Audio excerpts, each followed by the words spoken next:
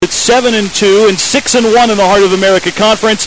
Takes on unbeaten Missouri Valley, who is 8-0 and 7-0 in the conference. Hi, everybody. I'm Ed Beach, along with Wes Clay. The Crusaders today will have a chance to move into a first-place tie in the conference with 2 games to go. A Week 10 matchup with Missouri Valley, a team that, if they win today, clinches the Heart of America Conference title and an automatic bid in the NAIA National Playoffs. For the Crusaders, they have to win today and also need to win next week to assure themselves of that automatic berth in the from the Heart of America Conference to the National Playoffs. Wes, regardless of what happens, though, for this game and for next week, the fact that the Crusaders are in this position really shows you that they have made some significant progress, and really just an exciting time to have this opportunity now in November to be playing a game with this kind of ramifications. Well, a year ago today, we were in a completely different situation.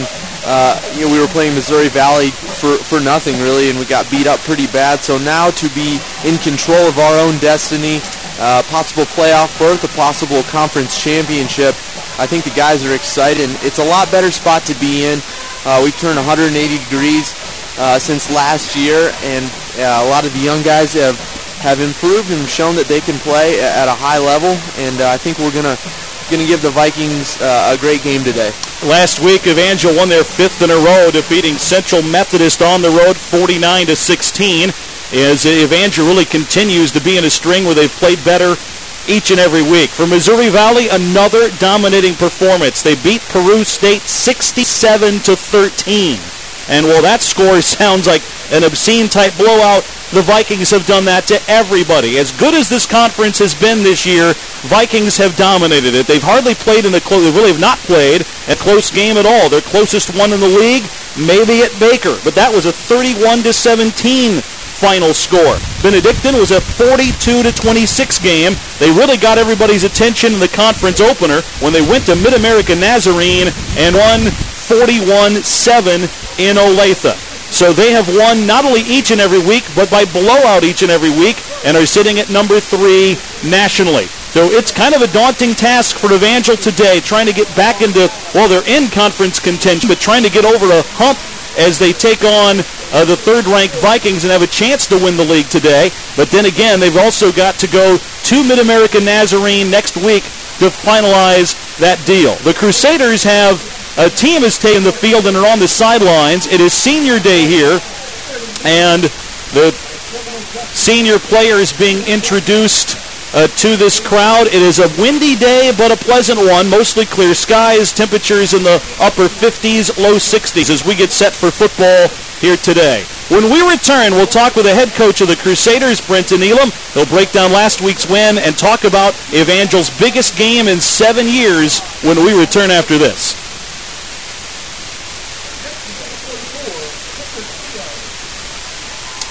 Gotcha.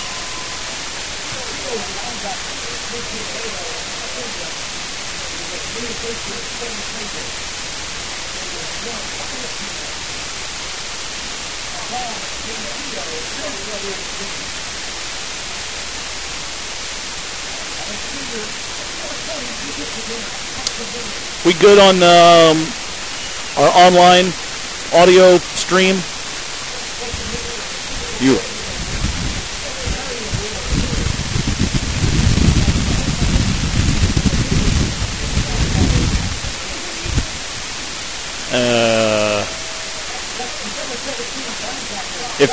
If you've still got it set the same way, we are good.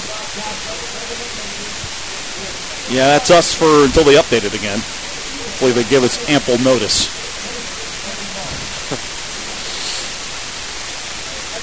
Nope.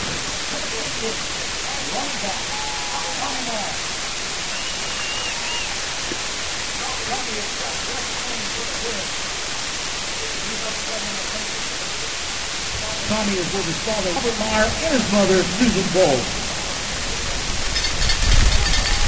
The next senior, number 29, place kicker, Will Beach. Ed Beach back before the start of today's game as the Crusaders take on Missouri Valley in a huge matchup at JFK Stadium. We're joined before the game by the head coach of the Crusaders, Brenton Elam, who got to this point by finishing out a string where they were able to win their 5th in a row, a win last week at Central Methodist. And Coach, after the game, you talked about how pleased you were with your guys for staying focused through that stretch, not looking ahead, where a lot of people started kind of mulling over possibilities 4, 5, 6 weeks ago. But you have to take them one game at a time, and your team was able to take those steps and get yourselves now to this point. Definitely proud of that. Our guys, with that string of teams that are sort of middle of the pack teams or lower tier teams ahead of us, immediately after that Benedictine game, people started pointing towards the Missouri Valley game. And that's just such a trap. And I'm proud of our players and our coaches for not buying into any of that. We threw ourselves into each moment. We played each game, played well enough to win handily in each of those games. And now we put ourselves in position to play a very, very meaningful one. You feel like, well, you talked about you won them handily. Do you feel like your team actually got better every week? Because it seemed like those victories came easier and easier, and the opponents did not in that stretch. And yet it seemed like you were playing a little bit better each week, really capped off by last Saturday's performance in Fayette. Definitely. I think every area of our team has improved. Defensively, that second half against Peru State a couple weeks ago, we shut them out the second half and then came out and played very well against Avila and then very well against Central Methodist. And we've not been a particularly good defensive team this year. So the last, 10 quarters of football, we've played pretty well on the defensive side. And so certainly on that side, we've grown in the last few weeks. Offensively, seeing last week a game where a team fairly well took Jesse Vaughn out of the game, really limited his catches, and we still had 500 yards with other people. That's a huge piece of progress for our program, to have Mitch McHenry with a big day and Sean Abear with a big day and our running backs continuing to play well. And just a lot of progress has been taking place these last few weeks. One of the exciting things about last week, 7 touchdowns, and you're going to take TDs and scores however you can get them. It can't matter to you, obviously. But it was different last week in that all 7 came as a result of pretty good drives. I think maybe one time you had a short field position, but at the same time there were no big plays where you got 60, 70, 80-yard chunks in a score. It came, I don't want to say you're methodical, because that's not all that really describes what we do, but it was sustained drives for all 7 of them, and in the big picture, that has to be a good sign to you, doesn't it? Yeah, there's 2 things that come into play there. One, if you're a big play team, there's going to be a day where you don't get them, and then you're going to lose. And you don't want to be a team that's just banking on the big plays.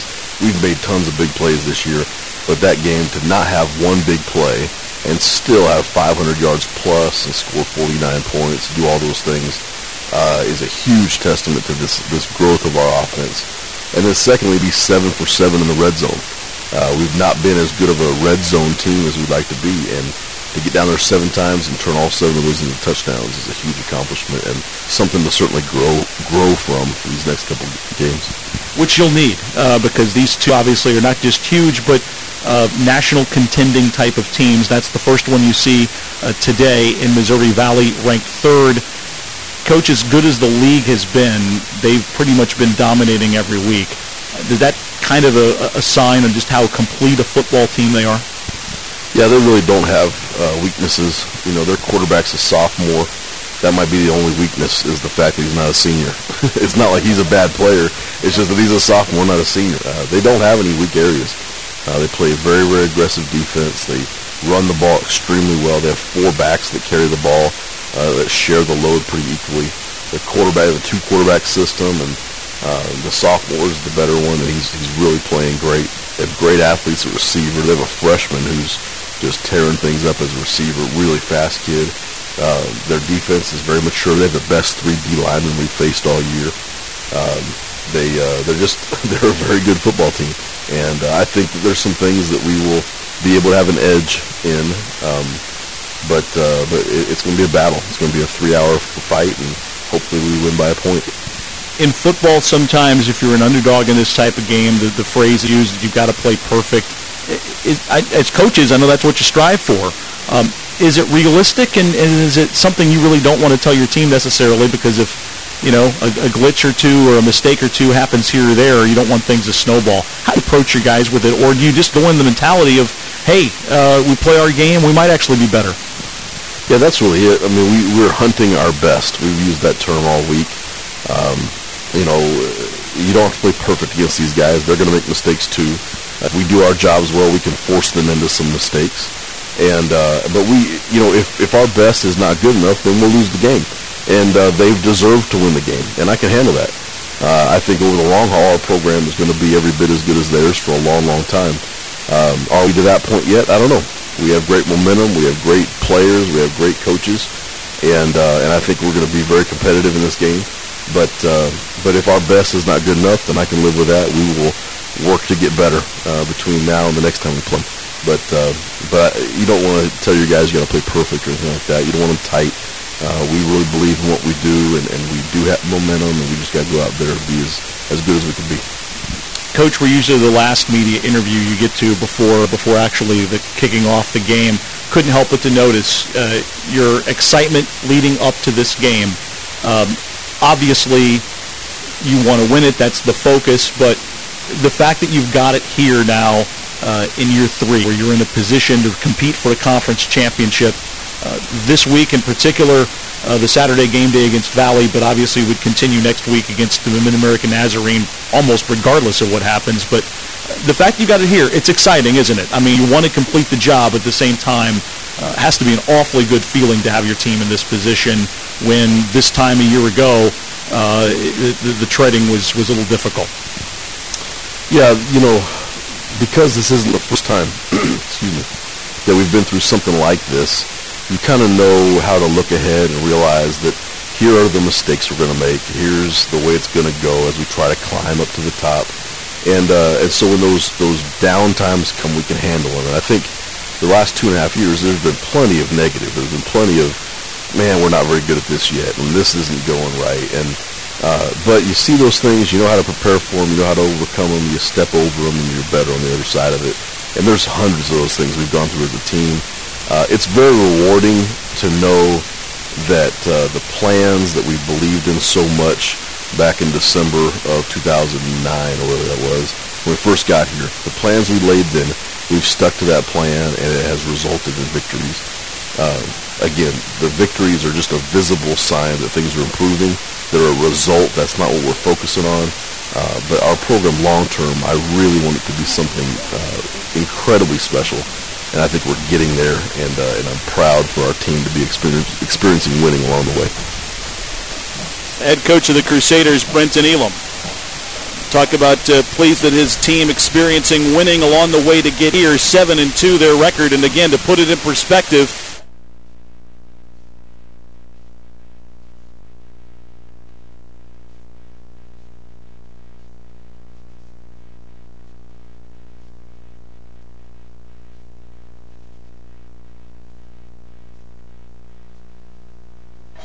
and it all comes down to this game, and Missouri Valley has the best defense in the Heart of America Conference, and Evangel, on the flip side, has one of the best offenses.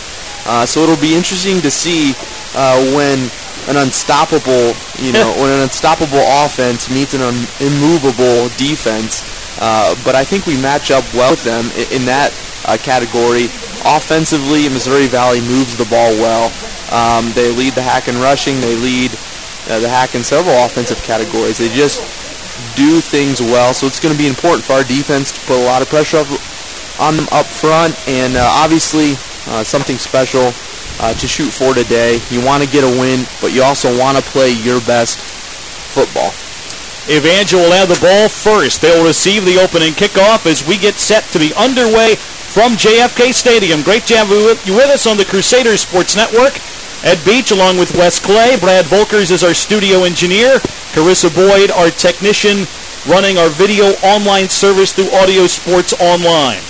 And here we go. A conference championship could get decided today, or Evangel can get one step away from it as they take on the Vikings. Missouri Valley to kick off to start the day. Evangel with Jesse Vaughn and Denzel Purnell back to receive the opening kickoff as we get set on a cool and beautiful day in the Ozarks as Missouri Valley kicks off to Evangel with a conference title on the line.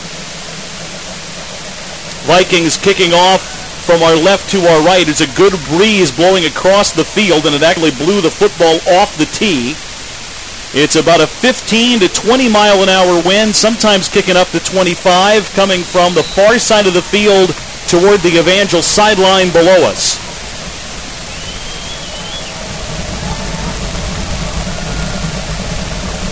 And here we go. The ball is in the air and we're underway.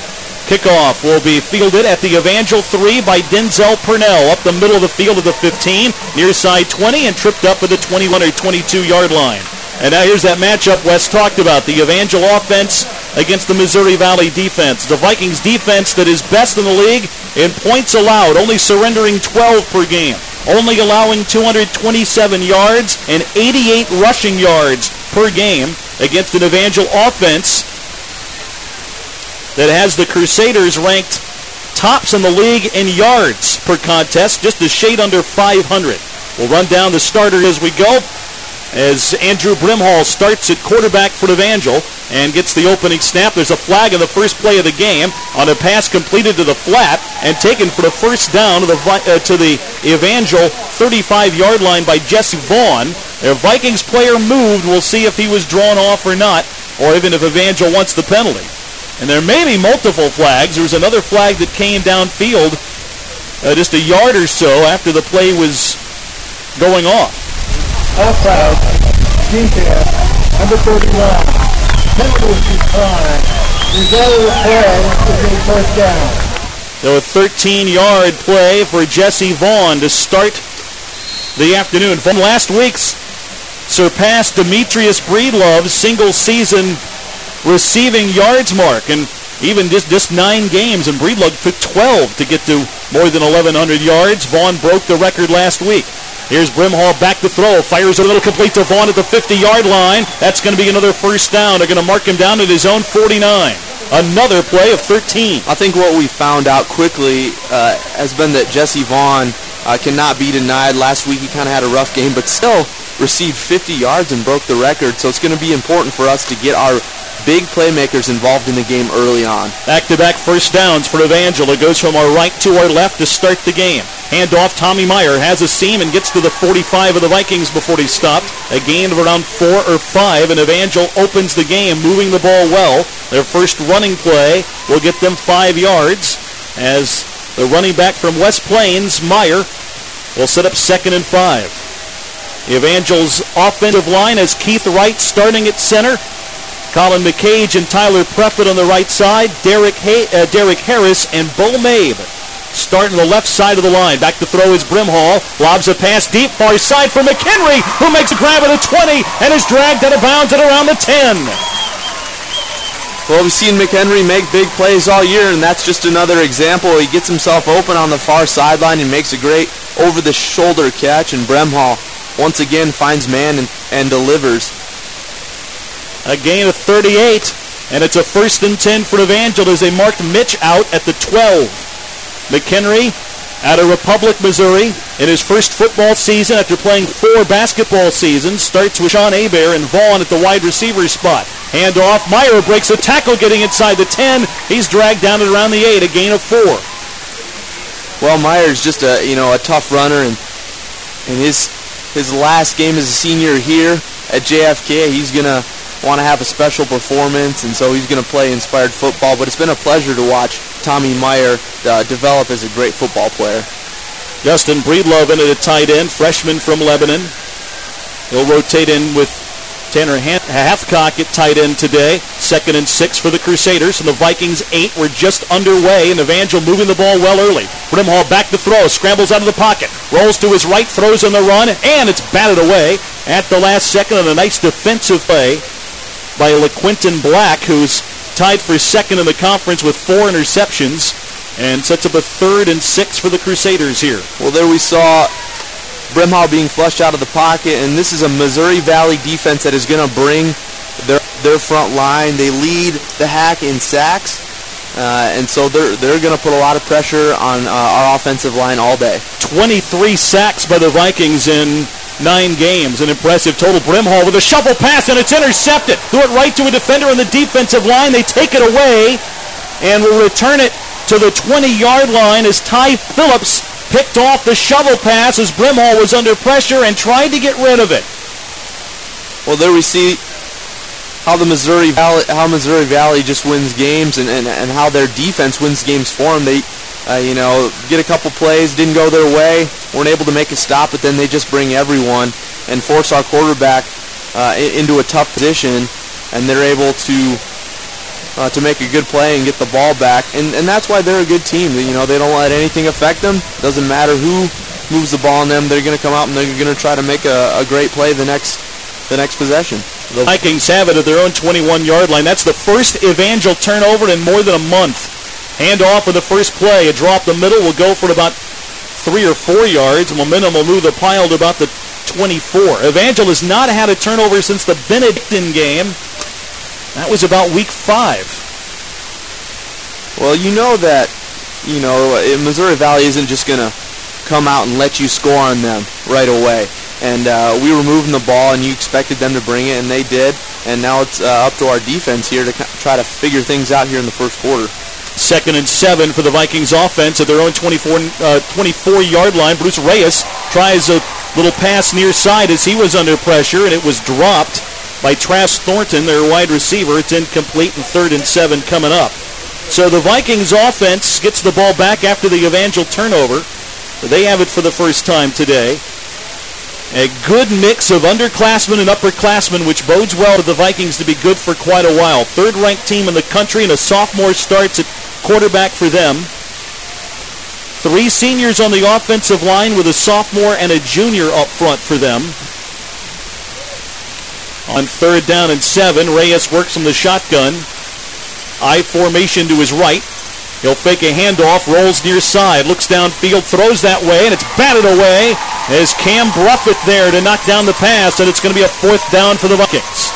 Well, Cam just did a great job of reading the quarterback and putting his hand up front, all while avoiding contact for possible penalty, but was able to make a nice play, put his hand on the ball, and stop. Good for the Crusaders in that the turnover results in a punt as the defense gets a 3 and out, and Jason Maiden will punt for the Vikings. Stands at his own 10-yard line. Snap is to him. Gets the high spiraling punt away. Jesse Vaughn makes an over-the-shoulder grab inside his own 30, and that's where Evangel will have the football back. No score with 11:43 to go opening period. A good 3 and out by the Evangel defense, Wes, as you had a little bit of air taken out of your sails there to start the game, but it doesn't cost you, at least on the scoreboard, in terms of giving up a lead early.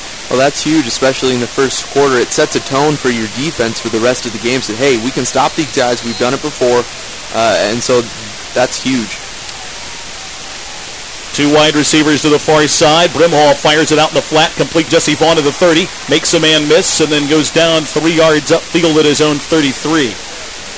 They clearly want to get the ball in his hands a lot today, Wes. That's the 3rd touch for him today out of the offense. Well, when you have to worry about a guy like Jesse Vaughn, and then also on the other side you have Mitch McHenry, things become very scary for a defense. So to put the ball in Jesse's hands is good to see early on in the game. And off Tommy Myers, a first down and more across the 40, midfield 50, at the Vikings 40, down the far sideline. He is grabbed at the 15 and finally dragged down around the 10, and there goes a late flag. Showed off the speed, Wes, as he got through the hole, got to the outside, had to be pursued by a defensive back all the way down the far side before they finally got him. Man, we've seen it all year from Tommy Meyer, who he'll break a tackle, break another tackle, and then turn on the afterburners and break out for a big carry there, and it's great to see from Meyer.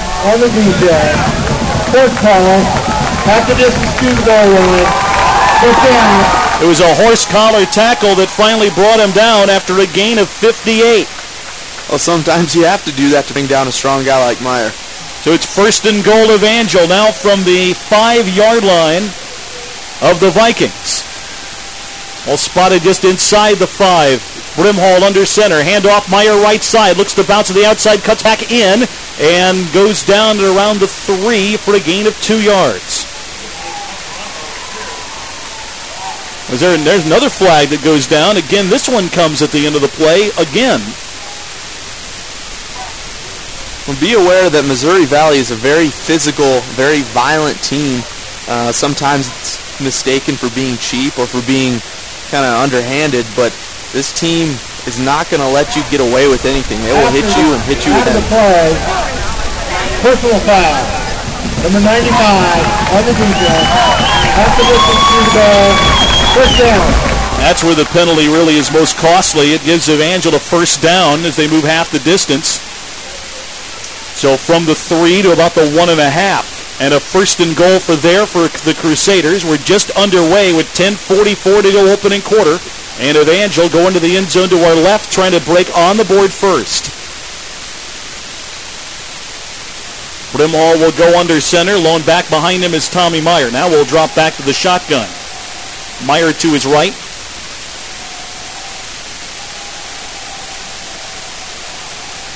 Tight end to the left side out of this set. Brimhall has the snap. Handoff. No, it's going to be Brimhall keeping it himself, and he scores. Fakes the handoff, found a seam up the middle, and Brimhall gets a rushing touchdown to put the Crusaders in front early. A great play call by our offense. And Tommy Meyer just makes that play happen as well as he fakes like he's tucking it and going. And that's what makes the play effective, is when the defense going after the back and Brimhall's able to slip into the end zone. Great call. Here's an extra point from Drew O'Kane. Hold from Mitch McHenry, and the kick is on the way, and it's perfect. And Evangel has an early lead over the third-ranked team in the NAIA. The Crusaders ranked 15th themselves, and they lead Missouri Valley 7-0 with 10:24 to go. Opening quarter. We're back after these messages.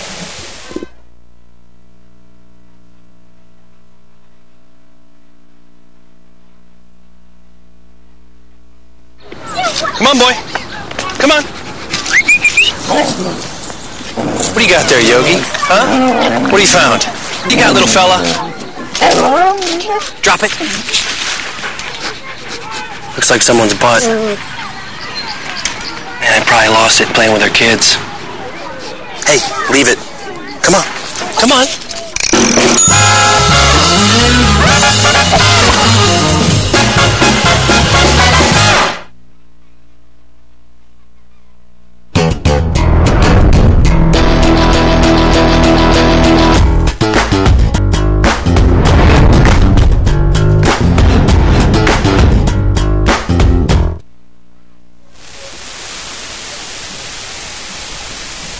Back at JFK Stadium, Evangel kicking off to Missouri Valley. The Crusaders up 7-0 after the 1-yard touchdown run by Andrew Brimhall. The kick from O'Kane. Angling to the near side, fielded by the Vikings at their own 4-yard line. Return far side across the 10 and taken down to the 15 of the Vikings. That's where they'll have it offensively. We ran down the Missouri Valley scores from this season and how they have dominated opponents from the get-go. Don't know, but I'm very curious to if or how much they have been behind in a game this year. It is not implausible to believe it's never when you've won by that much week in and week out.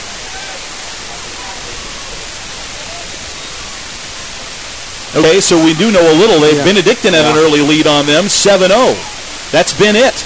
So Evangel with a lead to start the day on the Vikings after they had a great drive to start the game, but it resulted in a turnover.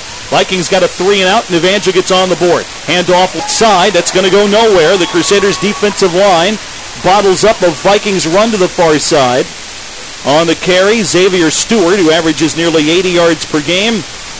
Minnesota native gets 1 yard. I think what's so prominent about what we've done early in the game is that we made the mistake. We had a chance to score on our first drive, and then we come back, and then we do score.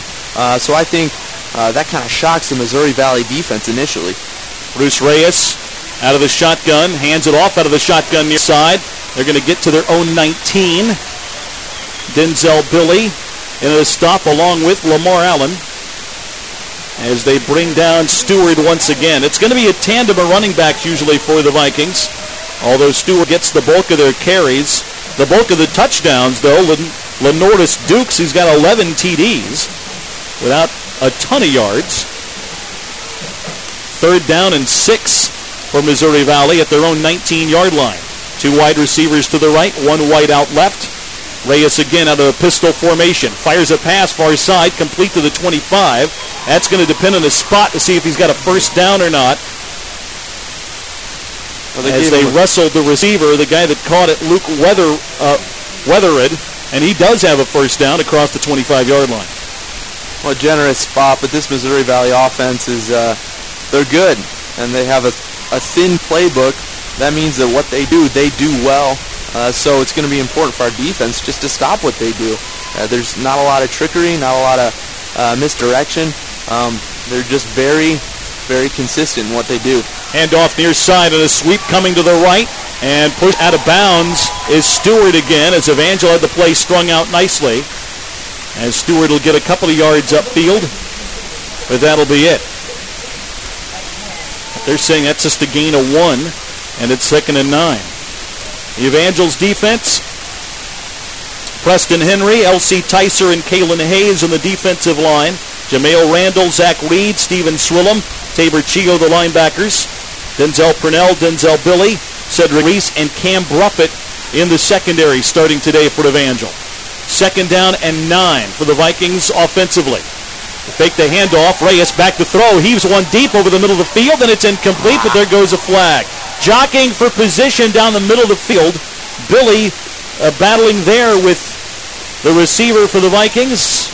They didn't hesitate on the throw of the flag there as they both came right down the center of the football field to the 50.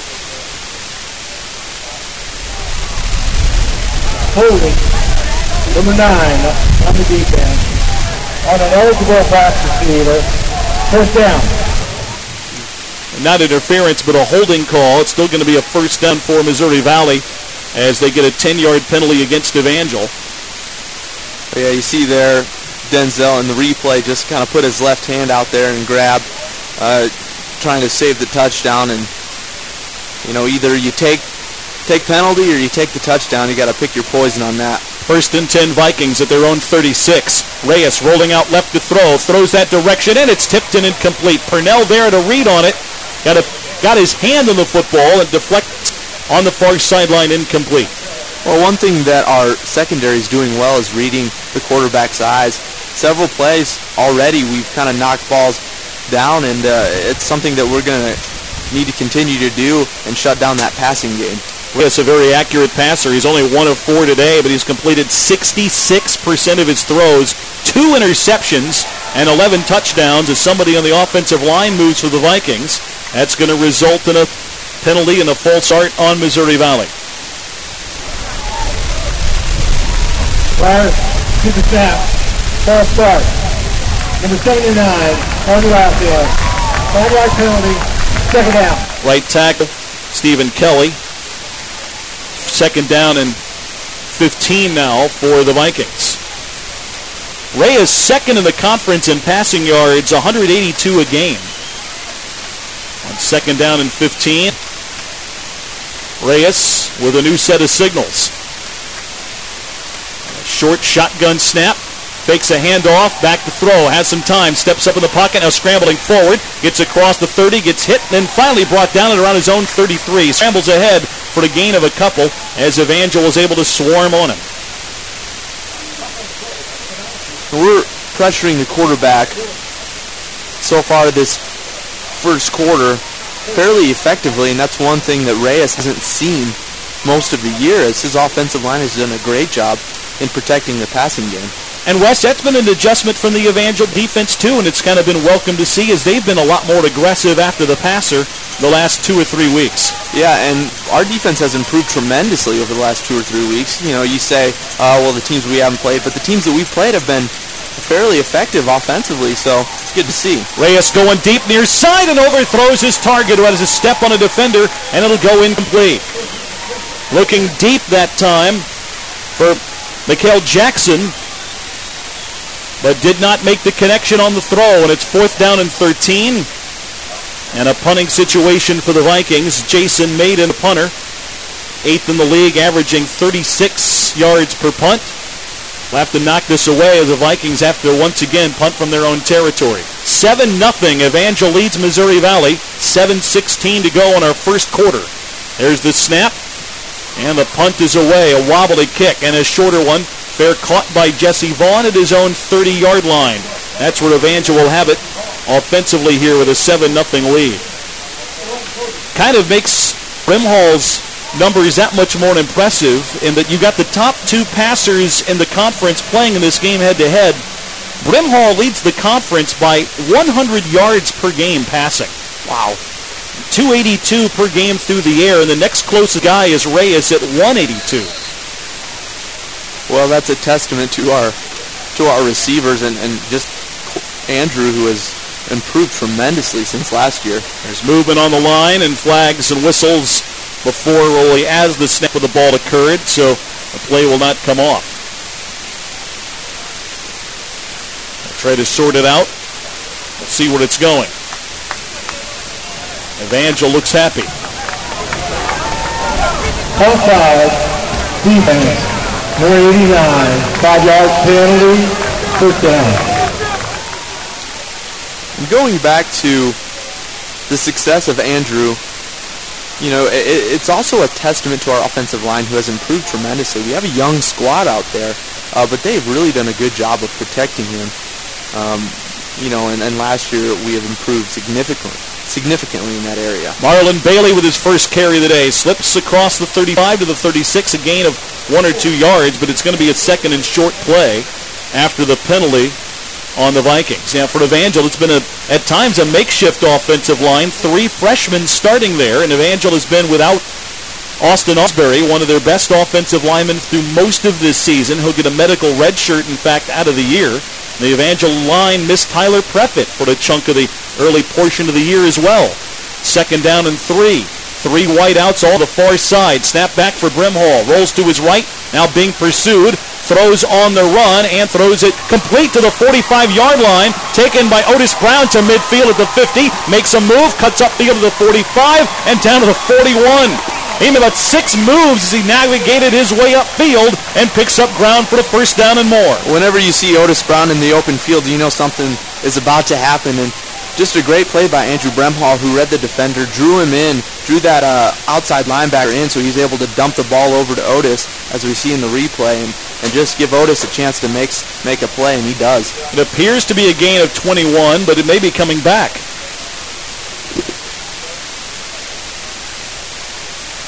Everybody on the other way, and here's the penalty call. Illegal tackling. Number 15 on the offense. Went out of bounds and was the first to touch the ball. Lost it in. So that erases the play, and an Evangel 1st down at what would have been a gain of 22 yards. Instead, it's going to be 3rd down. 3rd though and 3 for Crusaders. Evangel still with the ball. They haven't marked off penalty yards yet. It's just going to be a loss of down, like an incomplete pass. It's 3rd and 3 for the Crusaders at their own 37. Evangel leading 7-0 over Missouri Valley in a game that has conference championship ramifications. 3 wideouts to the right, 1 wide receiver near side. Brimhall fakes a handoff, keeps it himself, battles forward across the 40-yard line, and with a good second effort may have the 1st down. Appears to have it. That was a gutty run by Brimhall. I mean, he called his own number, but they were right there in the backfield, Wes, and he just willed himself to a 1st down. Another, we've seen Andrew Brimhall take it to the ground several times, and he can move. He's fast, and he's also strong. He was able to drag a defender to the 1st down marker. Handoff, Bailey up the middle, makes a spin move, but is caught in the backfield and dropped for maybe a loss of a yard or 2. Evangel with a 1st and 10 at their own 41. Now we'll go back to about the 39 and set up 2nd and long. A loss of 1 to the 40. 2nd and 11 for the Crusaders. In home maroon jerseys, maroon helmets. They go from our right to our left in this opening quarter. Missouri Valley in road white jerseys, purple pants, orange helmets. 2nd and 11. Brimhall back to throw. Fires a pass far side, and it's incomplete. Leaping was Jesse Vaughn near the first sideline beyond the first down marker by a yard, but could not make the catch, and it's 2nd and 11. It just looked like Jesse was just unable to really make a strong plant with his left foot and go up and grab that a little up top, but bounced off his hands out of bounds. 3rd down and 11 for Evangel. 3 wideouts to the right. That's the wide side of the field. 1 wide receiver near side. Brimhall out of the pistol with Marlon Bailey in the backfield. Has it, is back to throw. Steps up, now flushed out of the pocket. Looking downfield, throws on the run. Leaping grab made by Hebert for the first down at the Vikings 43. A spectacular catch. That was just pure athleticism by Sean Hebert. A transfer from Louisiana Lafayette. As he kind of shaken up, hit the turf pretty hard, but made an amazing catch. 17-yard gain, a 1st and 10 for Evangel at the Vikings 43. Brimhall out of the shotgun, back to throw.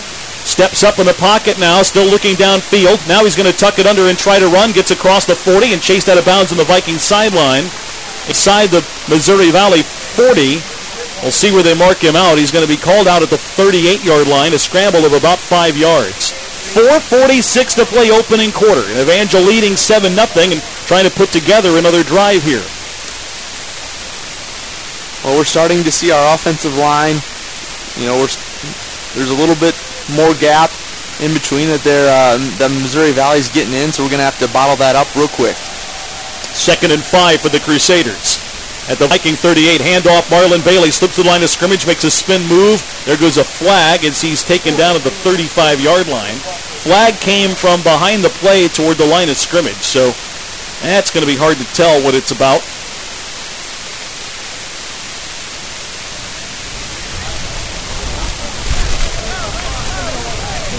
Personal foul.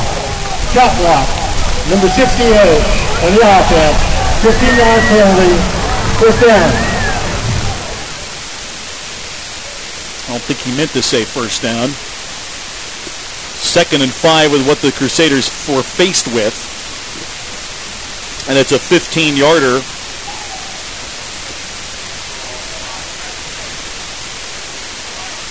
That puts Evangel back in their own territory at their own 47. Still 2nd down. 2nd down and about 20 for Evangel. Is shy of midfield as the Crusaders go from our right to our left in the opening period. Brimhall out from under center, drops back to throw, fires a pass over the middle, and it's incomplete. Overthrew Vaughn and nearly picked off as Vikings D-back had 2 hands on it. It skipped off his hands and downfield.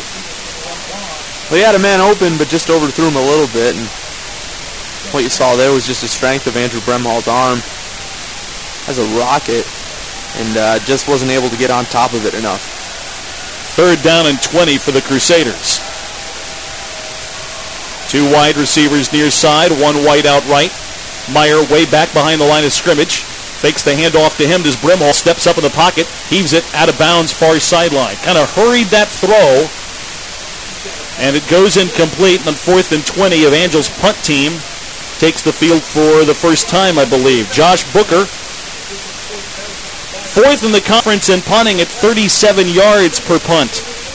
Will knock this one away with a wind in his face a bit. And a pretty good breeze going from our left to our right, kind of toward the near sideline. Tyler Davis back to receive it for the Vikings. Angel getting Tommy Meyer back out of the field in this punt coverage team. Snap back to Booker, and the punt is away, and a good one, angling near side, held up a little by the wind. It'll bounce to the 15, comes out of bounds near side, inside the 10. Placed nicely by Josh Booker. Kind of used the wind to his advantage there a little bit as it pushed out near sideline. Good punt from Booker, and going back to that last offensive series, I think we've seen Missouri Valley bring that front defensive line a lot more, and Andrew Brimhall past couple of throws was moving, trying to find some space, and he just didn't have enough time to plant that left foot and make a strong throw, and kind of sailed a few. Ball spotted at the Missouri Valley 7-yard line. Evangel winning a field position battle early on against this team. Reyes out of the pistol formation. Offset eye to his right. As the snap, back to throw. At his own goal line, steps up, he's swarmed. Evangel grabs him. He goes down around the goal line, near being a safety. Evangel thinks they have one. No signal yet. They tackled him at the goal line. Evangel thinks they've got 2 points. I don't see a signal from the officiating crew as Evangel gets the sack on Reyes, say just barely on the field of play outside the end zone. Well, that's definitely a very, that is millimeters. That is a generous spot, because I saw Zach Reed cause some trouble up front, and then the rest of our line, as we see there in the replay, Zach Reed up there, and Kellen, his helmet was in. You got to have the ball out. That's about as close as you can get. Reyes from his own end zone fires a pass near side, completes it to the 4, and Evangel's Cam Bruffett with the tackle against Delvon Franklin at around the 8-yard line, back to around the original line of scrimmage. It's going to be third down and call it 11, or make it third down around 9 to go, as they at least get from deep out of their own territory, to their own 10 at least. Still third down and long, 3rd and 8 coming up. It was just a sign of our defensive aggressiveness that we've seen kind of come to fruition in the past few weeks. Reyes fakes the handoff, steps up in the pocket at the 5, being pursued. Swillem grabs him. Steven Swillem with a sack back at the 2-yard line as they bring down Reyes again. Great pursuit there by Swillem, who just didn't give up. Wasn't going to fall for anything, and went after him and was able to bring him down at about the 2. And we are really being aggressive on the front side of that defense. Jason Maiden has no room behind him. He's at the very back of his end zone for the punt. See if Evangel goes after him here. Snap back. They pursued him well, but they get a punt away. It'll bounce at the 43-yard line, take a huge Vikings roll into Evangel territory and go out of bounds at the 40. Well, they needed a clutch punt and got one, and a nice job of blocking by the Vikings up front. That was a pressure punt by Missouri Valley, and they get a 50-yarder to put Evangel in their own territory, but 1:47 to go in the first quarter. Crusaders lead 7-0. They've got the ball back at their own 40-yard line as the offense retakes the field. Well, I think what you see over on the far sideline is complete frustration from the Missouri Valley coaching staff as they're in the ears of the officials, wondering what's going on, but they are frustrated. Hand off, Tommy Meyer looking for room up the middle. None there as it's bottled up by the Vikings. They push the pile back. Tommy should have progress, though, for no gain. Vikings defense allowing less than 100 yards per game on the ground. 88 rushing yards a game is all they give up. That, in college football terms, is just about nothing. Well, we're not a huge rushing team, so that bodes well for us. We pass the ball well, but certainly Missouri Valley very good there. And a nice catch by Jesse Vaughn over on the far side. Vikings don't think he caught it. They say it was trapped, but Vaughn made a sliding grab at the 46-yard line of the Crusaders, and that play is going to stand. A gain of 6. I think they're going to mark him down to the 45. It's going to be third down and 5 here for Evangel on the completion to Vaughn, and made a nice grab. Jesse Vaughn's 4th catch of the afternoon already. Third down and 5 for Evangel. Put him all under center, fakes a handoff to Meyer, rolls near side, gets a block, throws on the run, completes it to Mitch McHenry, who's tackled as he comes out of bounds near sideline at the 35-yard line of the Vikings. I'll tell you what, as he rolled out, he got a great block from Bo Mabe on the near side. That was able to give him just enough time to throw a strike to McHenry on the near sideline. Mitch last week, 4 touchdown receptions. It matched the school record. There's flags. Movement on the line up front as Tommy Meyer gets a handoff near side and is knocked out of bounds, picking up about 3 or 4 yards to the Vikings 31. The play stood, so that looks to be a penalty on the Vikings for jumping off sides again.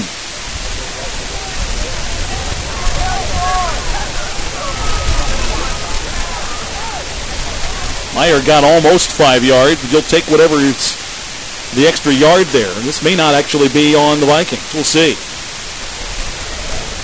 Offside. Defense. Number 75. Penalties decline. Second down. Well, Meyer got more yardage on the run anyway, or at least about that much. 2nd and 5 on Meyer's 5-yard run. 2nd and 5 for Evangel. Clock winding down here in this opening quarter. 15 seconds left in the first.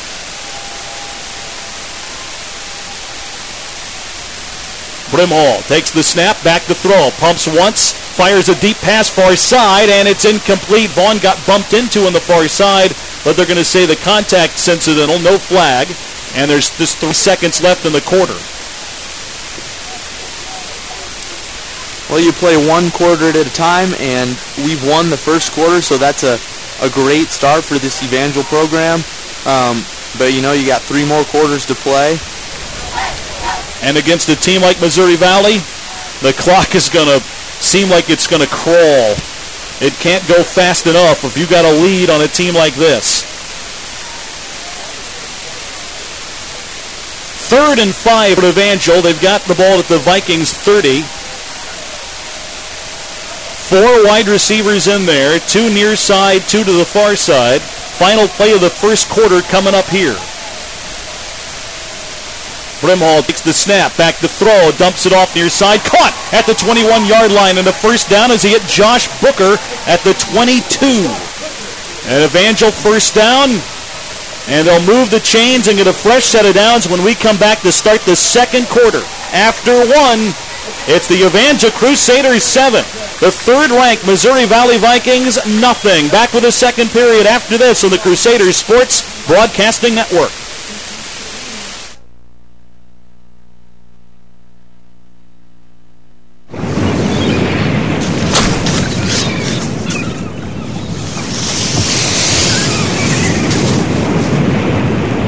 Check it out, man. What is that? It looks like someone's belly. Probably lost it walking on the beach. Man, just leave it. Let's go.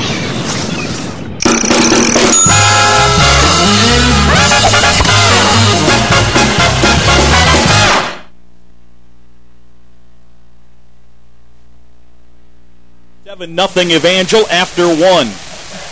Evangel in the last play of the opening period get a pass completion to Josh Booker to set up a 1st and 10 play. And for the 3rd time this afternoon, Evangel is deep in Missouri Valley territory. Got it down there inside the 15 once and turned it over. Got a touchdown midway through the opening period, and now have it at the plus 22-yard line as we start the second. Evangel now going from our left to our right. Andrew Brimhall, 8 of 14 passing in the opening quarter. Rushed for the game's only touchdown. Has a shotgun set here. Rolls near side. Looks to his right, now looks to the middle of the field. Has nothing there, and he'll get run out of bounds and knocked out of bounds as he went out on the sideline at the 20. Kind of slow to get up. You've asked the official there if that was a little late, but they let it all go, and it's a 2-yard or 3-yard pickup by Brimhall. Well, you're going to see plays like that from Missouri Valley. You're going to see plays where they're hitting you hard as you're an inch away, and his foot was actually out when he got hit by number 34, Mike Hall, on the Missouri Valley defense, so Evangel will remember that later in the game. 2nd down and 7. Brimhall tucks it under, keeps it himself, drives across the 15, still on his feet, and is pushed down at around the 12. That's going to be close to a first down carry by Brimhall, who went running back style that time. Picked his way across the middle and drove his way near the first down spot. They have not marked off the yardage yet as they eyeball the far sideline and the sticks. First down, Crusaders, a gain of 7. And what a call as Bremhall flies into the camera on the close sideline, and then the next play they give it to him right up the gut. It's a way to shake it out. If you're stinging still a little bit, just push your way through there and get it out. Bremhall now come to the sideline, either an equipment deal or some kind of issue with a helmet, pads, or shoe. Bremhall came out. Mitch McHenry is in. Evangel still shuffling personnel on and off. Colin McCage has gone in an offensive line. Evangel's still a little bit of confusion. They're trying to figure out. Actually, McCage now they say didn't properly check in, so that'll get Jordan Pierce back on there on the offensive line, and Mitch McHenry's going to have to come in for a play at quarterback as they continue to attend to Bremhall. Now looking at his right knee. 1st and 10 Evangel at the 12-yard line of the Vikings. Mitch, handoff up the middle to Meyer. He breaks a tackle at the line of scrimmage and pushes his way across the 10 to about 9. It's like a NASCAR pit crew working on Bremhall. And the Evangel athletic training staff, I believe, has him patched up and back in. Yeah, I believe it was something below kind of his right shin, around that area. Probably got cut, and the officials looking at that, wanting him to get that checked out, but he's back in the game, and he appears to be fine. Yeah, he had a cut, and his right leg now bandaged up. 2nd down and 7 for the Crusaders at the 9-yard line of the Vikings. Draw play to Meyer, breaks a tackle at the line of scrimmage again, and stumbles down at the 5.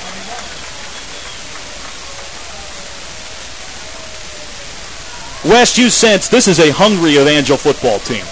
I mean, they have played like they see an opportunity here and are playing with some hunger and some fire early. And on both sides of the football, our defense has come up with some big-time stops, in our offense just absolutely scrambling for every last yard that we can get. Just really hungry. 3rd down, 3 to go at the 5-yard line of the Vikings. Shotgun for Bremhall. Fakes an end around. Now scrambles near side, lobs toward the end zone, and it's just incomplete. Hebert tried to make a grab with one hand and almost hauled it in, but it goes incomplete. Almost had it there, and that's a play where Bremhall kind of reads what the defense is doing, had a chance to hand it off to Otis Brown, nothing going on the far side, pulls it back out and tries to get Hebert in the far corner, just a little too high, and that's a tough play. Well played by Mobile defense. Here's a field goal try now from Drew O'Kane to try to add to the Evangel lead. It's going to be a 22-yard attempt from right at the middle of the field. O'Kane 10 of 18 on attempts this year. A low snap, but they got the ball down. The kick on the way, and he missed it. That timing got thrown off on a low snap. Mitch got the hold down there, and the kick went away, but it goes wide. And it's still 7-0. And the Vikings are going to get the ball at their own 20. Still down a touchdown. Well, Missouri Valley needs to consider themselves lucky. 3 times now in scoring position. Scored once, and as we see on the replay, the snap was just a little low and wobbly, and hit the right upright. And it hit the right post. Just barely there.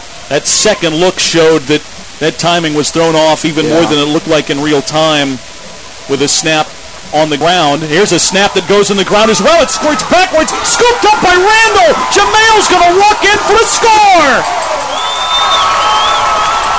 A bad snap to Reyes. The ball was rolling back. The Vikings running back could not fall on it. It squirted behind them. Then Jamail Randall scooped it up at around the 12 or 15-yard line and ran it in for a touchdown. A senior from Houston, Texas, on senior day gets a TD, and Evangel goes up 2 scores and an extra point now from O'Kane. What a turn of events there. Close to the end zone, not able to do it. Extra point from O'Kane. is good, but there's a flag on the play, so hold it up. I believe a Missouri Valley defender was offsides and should be declined, but just they'll decline the penalty and take a 14-0 lead. 12:30 to go in the first half. Evangel 14, Vikings nothing. Timeout on the field. We're back after this.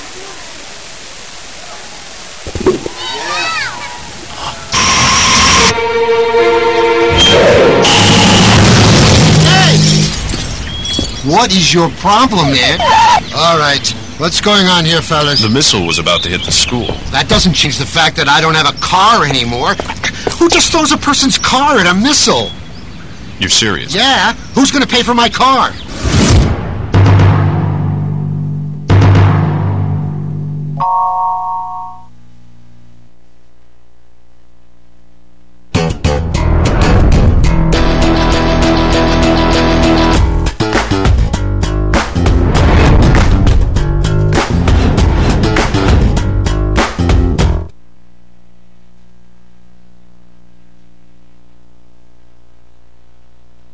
Down.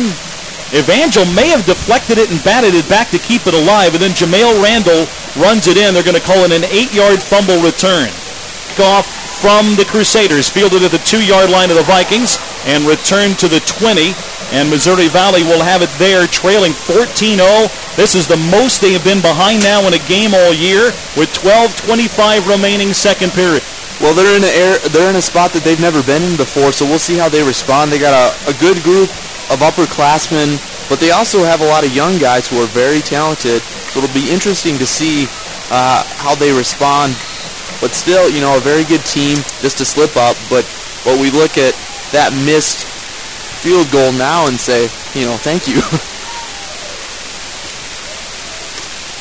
This is a team, when you are used to making deep playoff runs like Missouri Valley is, really a championship-type team, there won't be any panic in them you wouldn't expect. No. Especially coached by Paul Troth, who's one of the best in the NAIA. Here's a pass that's deflected around the line of scrimmage and knocked down, a little screen to the far side that's going to go incomplete. Well, even there you saw Josh Sloan getting good penetration into the backfield, and we're making Reyes move. And he's shown so far that he struggles when he is on the go trying to throw the football. As most quarterbacks at this level do, really. It's hard to throw on the run. 2nd down and 10. Some more comfortable with it than others. There's a fake of a handoff. They dump it out far side, completed to the 24. It's going to be carried for the first down. On a good play call by the Vikings, a fake handoff and went to Delvon Franklin, who gets him a first down and a pickup of 15 yards. Oh, Franklin just made a great catch, one-handed right there. That's a Division I-esque kind of catch as he reaches to the inside and grabs it with his right hand. Great play. 1st and 10, Missouri Valley. They're at their own 34-yard line. Reyes pitches ahead, and it's going to be taken for no gain. Oh, we had an interesting looking play there as they kind of flipped it to Xavier Stewart, who was in a slot, and he winds up taking it for no gain. You got to believe that they're going to try to do some things to throw us off, and we're just not getting fooled. Even on the plays where we get burned, there was a chance where we could have gotten burned right there, but L.C. Tyser, not fooled, able to make the initial hit that allows our linebackers to clean up the play. 14-0, Evangel leading Missouri Valley. 2nd and 9 for the Vikings with 11:15 to go second quarter. Play action fake. Reyes going to keep it himself across the 35-40. Gets a block at midfield. He's at the 40 of Evangel and finally wrestled out of bounds far side at around the 32 or 33-yard line of Evangel. Well, you can live with that play. Missouri Valley got some good blocks there, and like we said earlier, they're just not going to roll over right now. Their offense is going to continue to work, continue to plod right along. And they just had some space open to the right side, got a few blocks. Our guys were there, but their offensive line did a good job there.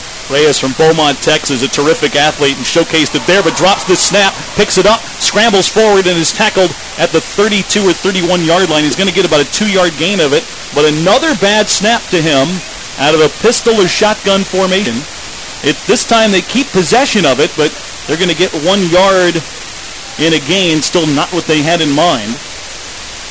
I'm kind of surprised that we haven't seen Reyes maybe showcased more, may see him showcased more to run, as that bootleg play looked good as he's able to show some speed. Showed some moves there to get them 1 yard in a broken play. Now 2nd down and 9 from the Evangel 31. Fires a pass over the middle, and it's incomplete. That, too, was a tad offline.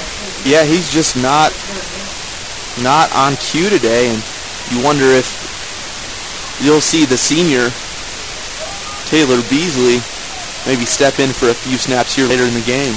He's played a lot. Of course, you know, they've won by so much in and every week that sometimes it's hard to gauge if it's a 2-quarterback system, but Brenton Elam alluded to it that it kind of is. 3rd down and 9 for them. Reyes out of a pistol again, fakes a handoff, rolls near side. He's going to tuck it under again at the 30, gets a block, and is taken down near the 1st down marker, and he's going to be shy of it. He's taken down around the 21 or 22. And this may be a field goal attempt for the Vikings. Well, that's great pursuit there by Tabor Chiao, a senior, and they give him the 1st down. That's wow, just a tremendous spot. He got 9, 1st and 10 Vikings. Wow. Ball spotted now at the 22-yard line of the Crusaders. Jeez. Looked like he was out more like around the 24 or 23. They gave him the 22. Handoff up the middle, and a tackle from behind made. That may go back a yard or two. The Crusaders read that play well.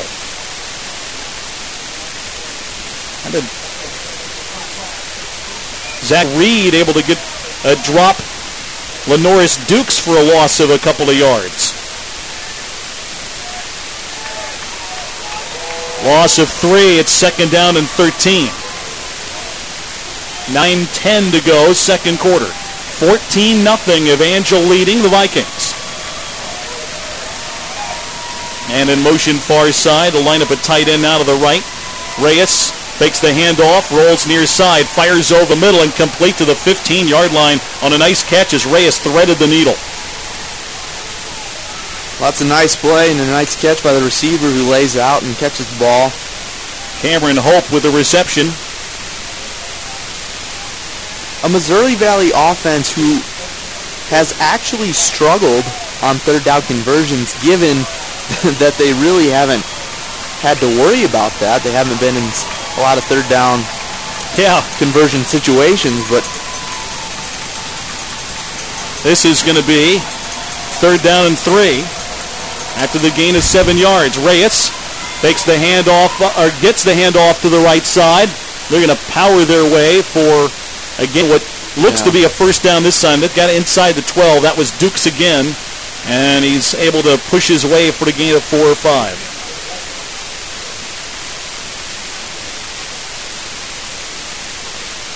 Missouri Valley on a long drive, approaching 8 minutes here in the 2nd quarter.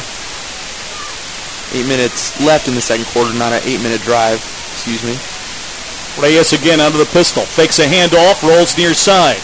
Pumps 1, now he's going to tuck it under and run, gets to the 5, near side at the 1, pushes to the goal line, stretches out, and he's in. Touchdown Vikings.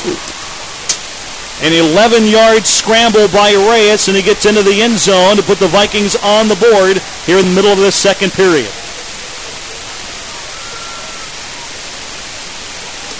Just a good, determined run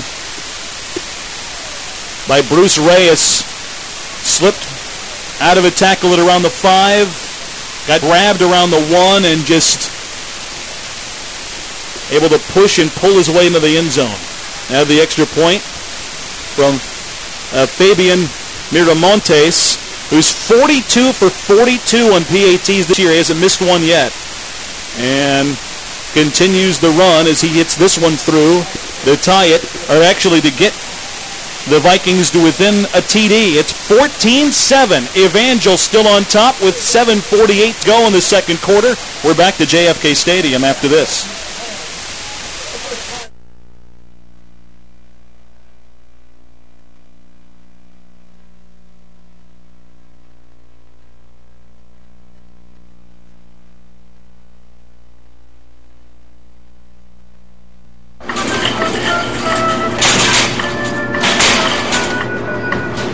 What is that thing?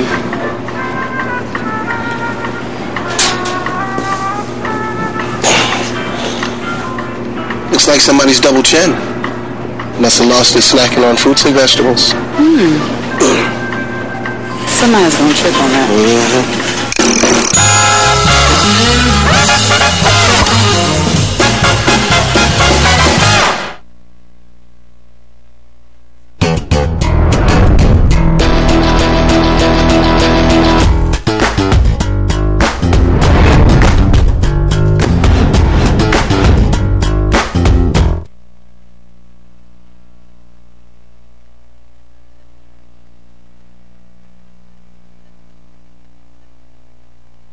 Seven Evangel as the Vikings kick off.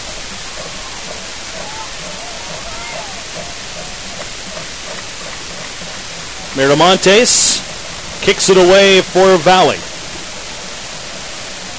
The Evangel will return it from their own 5. Otis Brown near side, breaks the tackle, bounces off a guy at the 15, gets upfield, and taken out near side at around the 26 or 27 yard line. That was actually Josh Booker on a return.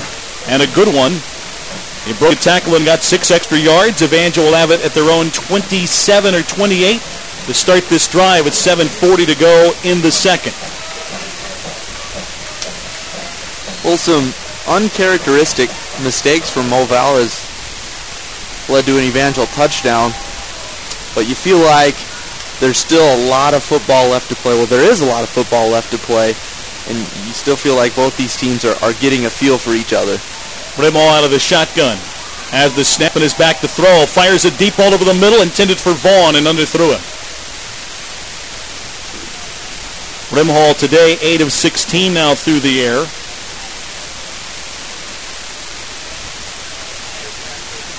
Evangel has moved the ball well throughout the afternoon.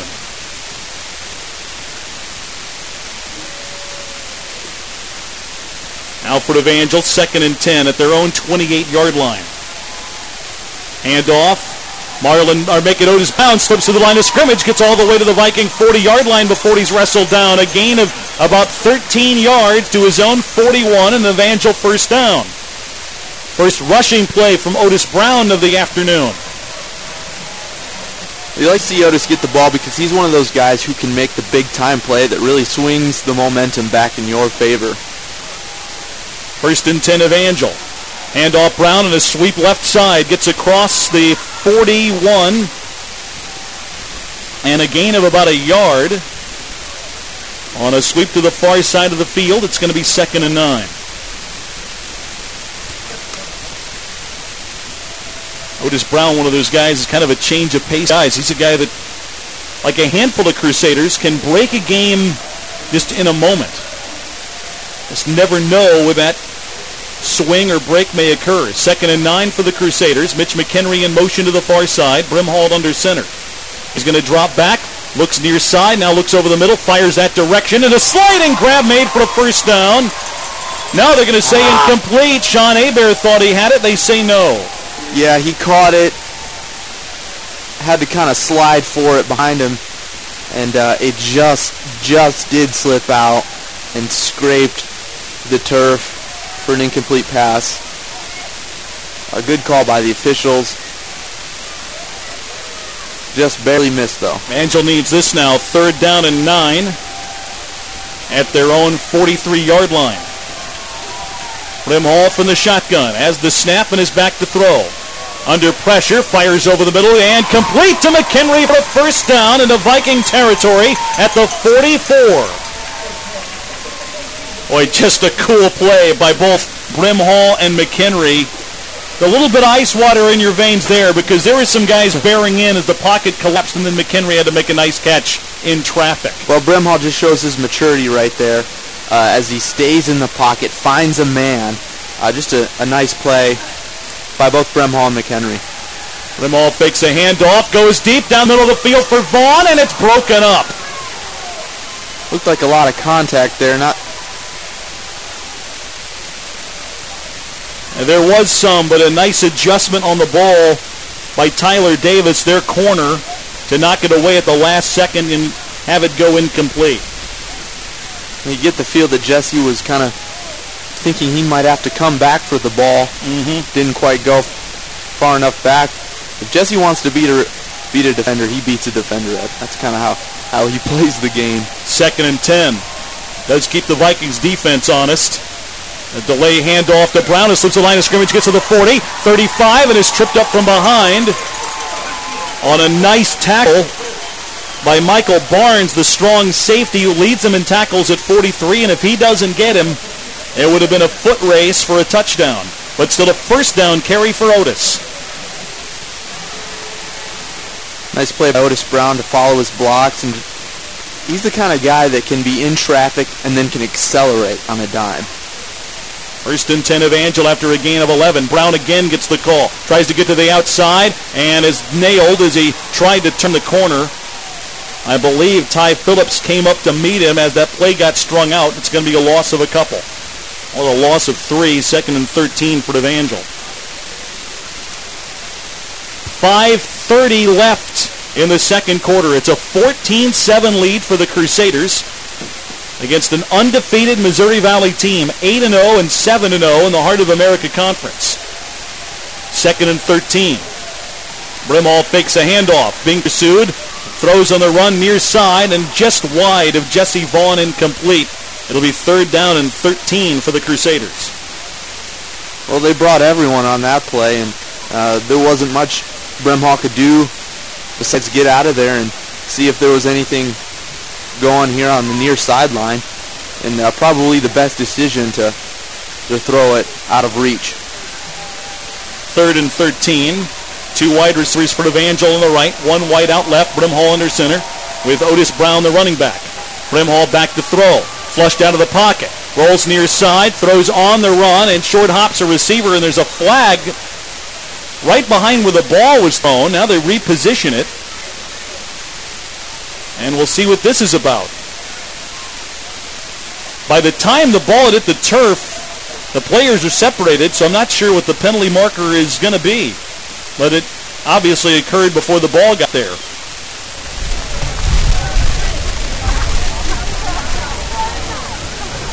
Holding. Defense. Number 3. And Nashville pass receiver. There's a first down. That's a break in a couple of ways. It's an automatic first down because Evangel would not have the yardage for the first down. It was 3rd and 13. So even though it's a 10-yard penalty, it's a first down for the Crusaders with the ball marked at the 27-yard line of the Vikings. LaQuinton Black, who has kind of been annoying as far as defensively. Well, he is one of the best defensive backs in the NAI. Here's a pass out in the flat to Vaughn. Makes the catch to the 25. Scampers out of bounds at the 21. That's going to be a gain of about 6 or 7.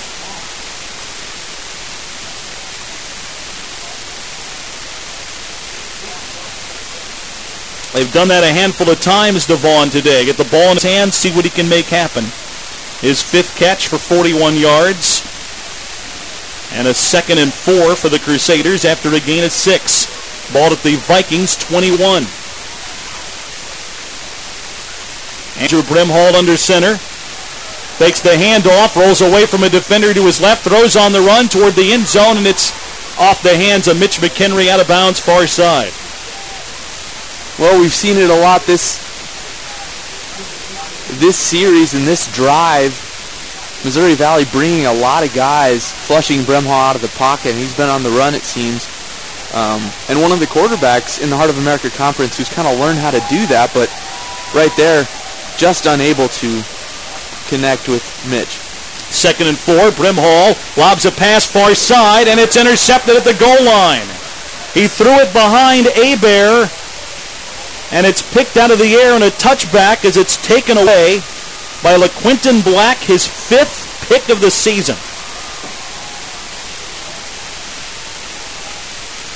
Well, we mentioned his name before, LaQuinton Black, and just annoying as far as on the defensive side of the ball.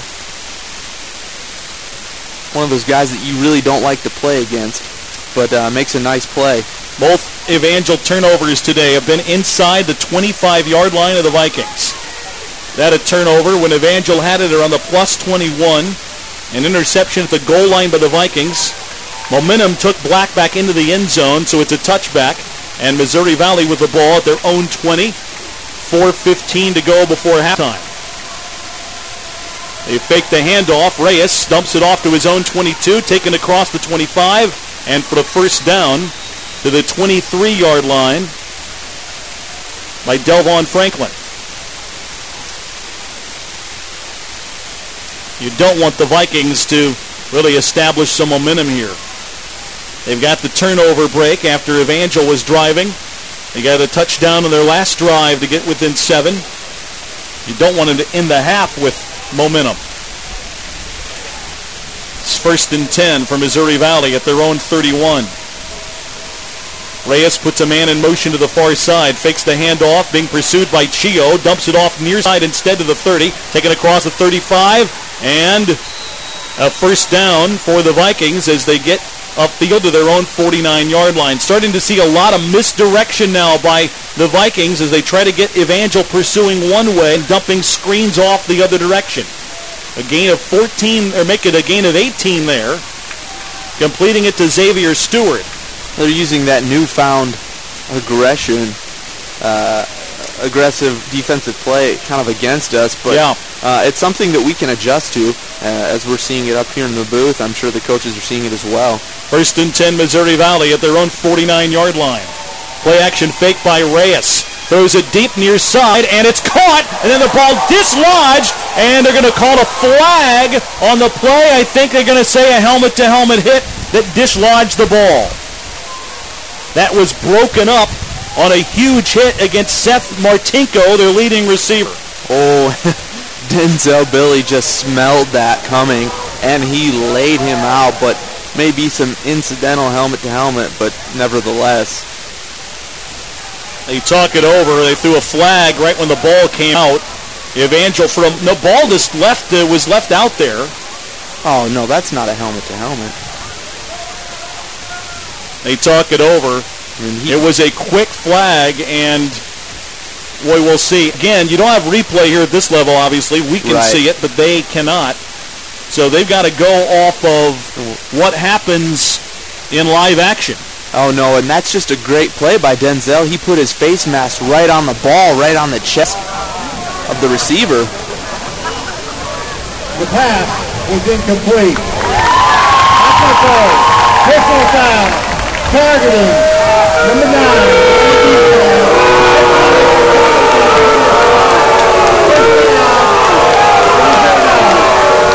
I'm not really sure what's going on. Well, the game has changed, and you just saw it. You can't have a hit like that anymore. A lot of people think that's football, but it's not football in the 21st century. You've got to have a hit like that. If he doesn't hit him like that, he makes the catch. I mean, that's what you do. You have to hit hard to try to dislodge the ball. That's what Denzel Billy did, but now that's a penalty. Reyes dumps the ball off at the 32-yard line. The tackle is missed. He gets to the 20, the 15, to the 5. That's going to be a touchdown. Pass completed far side to Luke Weathered. And the late St. Louis native got down the far sideline. He made a man miss at the 20 and gets in for the score. It's just a ridiculous call. Not happy. The 15-yard penalty then set up a first down, and then the touchdown throw, and now Miramontes for the extra point to try to tie it. They get the hold down, the kick is on the way, and it's good, and we're tied at 14-all with 3:05 to go before halftime. Evangel 14, Missouri Valley 14, and with a timeout on the field, we're back after this.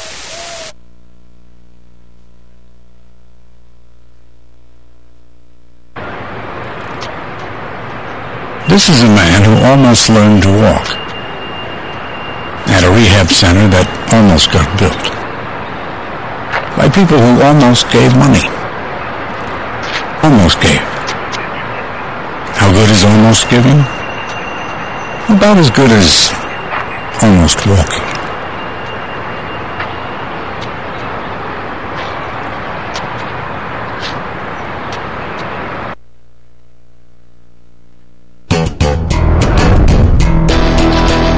Understand. You can't, like, look at a guy and then hit him hard. That's what they're saying.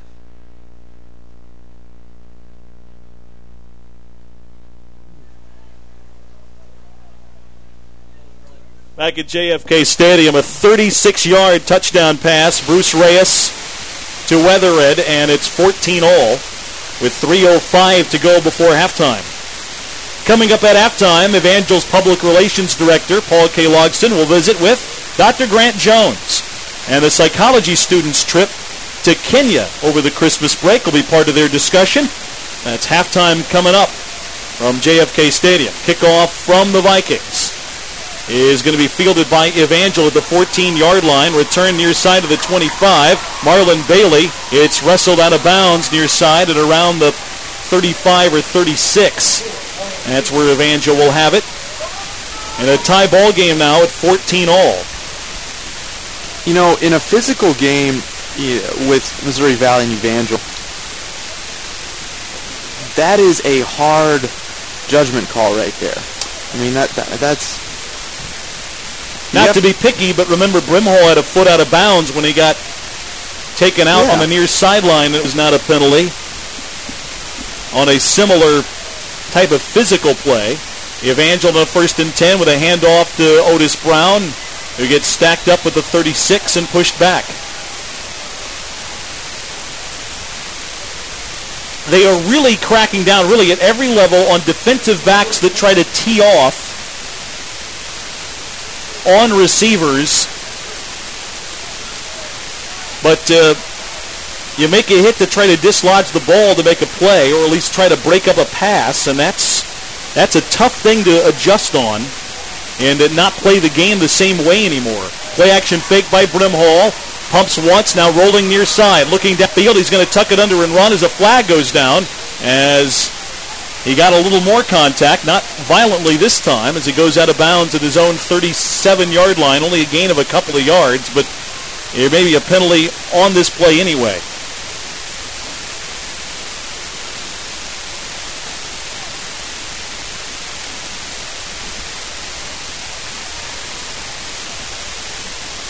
There's been a lot of confusion down there today. The penalty occurred as Brimhall rolled out, or at least the flag flew as Brimhall rolled to the near side, which kind of makes you think it may be a hold on Evangel.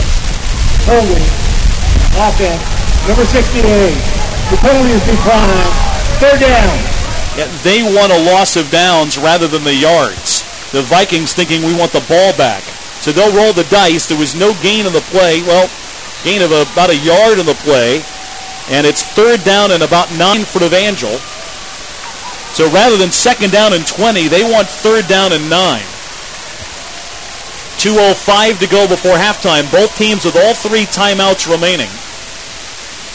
And the officials stop play before the snap of the ball. Actually, they've got 3rd. The marker actually shows that Brimhall went backwards a yard. It's 3rd and 11. Evangel lost yards anyway. No, he did get forward a yard. They just had the yard marker in the wrong spot. Eyesight's not that bad from here. So it is 3rd down and 9. The officials caught that. And the Crusaders, 3rd and 9 at their own 37-yard line. Clock moving again. 4 wide receivers are in for the Crusaders, 2 to either side. Brimhall, again in the shotgun set, has the snap and is back to throw. Fires it near side, and it's going to be caught close to a 1st down. It'll depend on where they spot the receiver out of bounds, as Josh Booker made the grab, and it looks like he may have it. That's a great catch by Josh on the near sideline. Keep his feet in bounds. It's a difficult to know, where you are on the field when you're watching the ball and you're mindful of the defender breathing down your neck, but he does a good job of reeling it in and holding it down for a big conversion. Evangel needed that, and it makes Vikings pay a little bit on the penalty they declined. Back to throw, Brimhall fires a pass near side. Sliding grab made by Jesse Vaughn at the 39 of the Vikings. A gain of 14 and another Evangel first down. Well, just another great catch by Jesse Vaughn, who we've seen him go to the turf a couple times today and make some good grabs. Jesse's sixth catch in the afternoon, 55 receiving yards. First and 10 Evangel at the Missouri Valley 39. Brimhall back to throw. Rolls to his left, going to dump it off to Meyer, and to make a diving catch. A late penalty came flying back toward the pocket, so this play may not stand either. This time, the Vikings may not want to wave it off if it's on the Crusaders.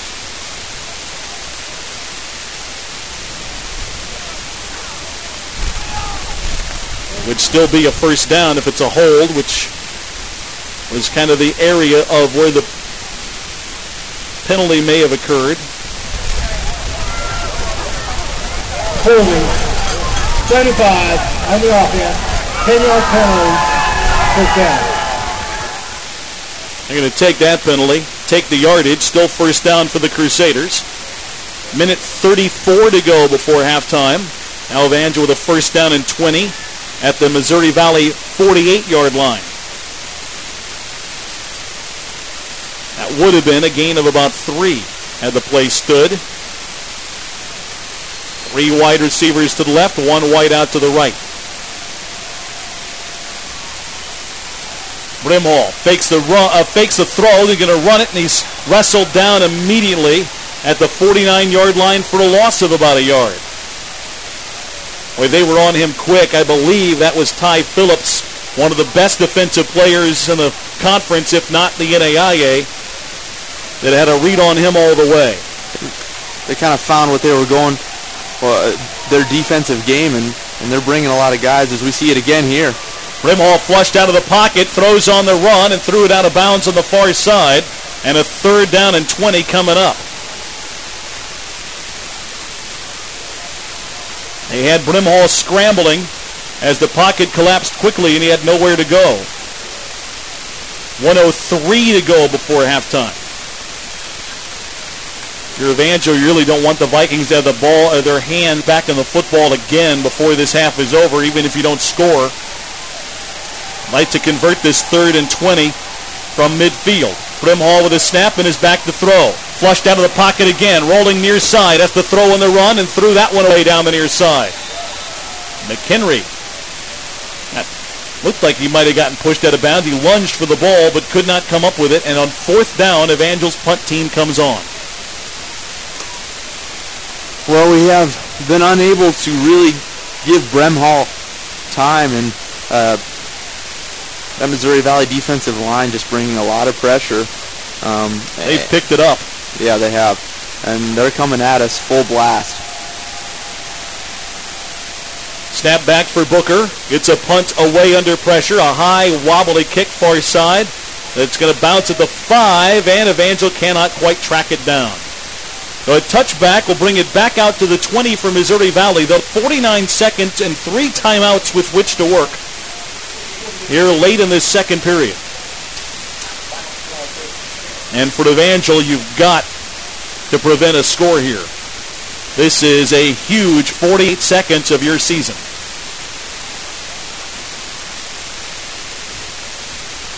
Vikings offense comes back out. Know that they have not had to execute a 2-minute drill probably too many times this season. Probably the only time they've had to do it is toward the end of a first half. They'll be in that mode now. 1st and 10 from their own 20. Reyes from the shotgun, 2 running backs behind him, fakes a handoff and is back to throw, lobs it over the middle, and is juggled and then dropped. The receiver had his hands on it, tried to make a running, juggling catch. Chris Owens could not hang on. It's 2nd down and 10. Reyes is 7 of 14. That after a slow start. He was 3 of his first 9 through the air. Has a touchdown. He's run for the TD. 2nd down and 10 for Missouri Valley. 44 seconds to go in the half. Pistol formation. Reyes with the snap. Back to throw. Fires a pass near side, and a diving catch made at the Vikings' 40-yard line.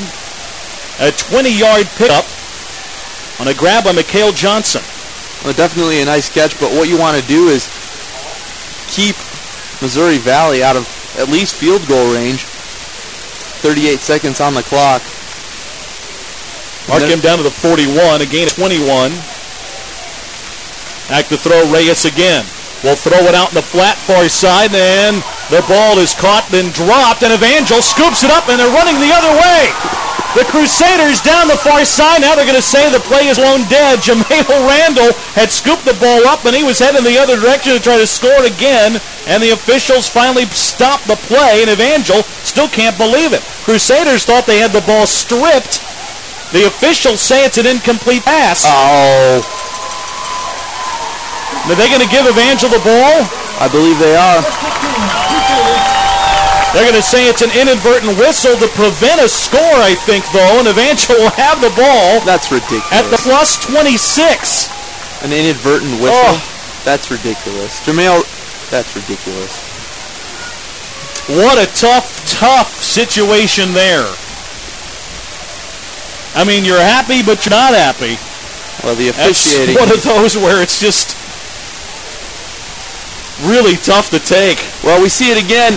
Cam Bruffett knocked the ball loose when he made the play, and then Jameel Randall keeps his feet in as there was a referee on the far sideline who called the play dead. Took a touchdown off the board. Brimhall's throw is incomplete as it gets thrown to the turf. And these officials just need to step up, start making some calls. Brimhall was looking for some help, saying, was that a little excessive? But it is not. 2nd down and 10. Second turnover of the day for the Vikings. Evangel now with 3 timeouts with which to work, and they are 27 yards away from the end zone. 18 seconds left to play in the half.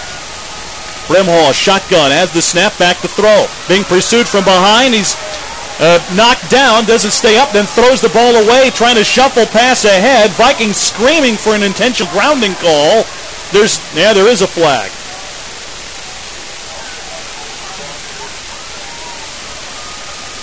This has been a bizarre end of the half. This is going to be grounding, and this is going to be a huge penalty that will take Evangel out of field goal range. Because you lose yardage and a down. 9 seconds to go in the half.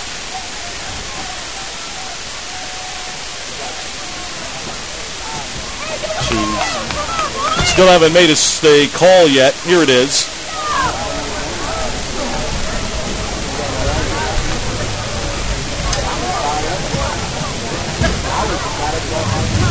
Middle grounding, number 6. To wash it down. There's no 10-second runoff. Timeout, Evangel.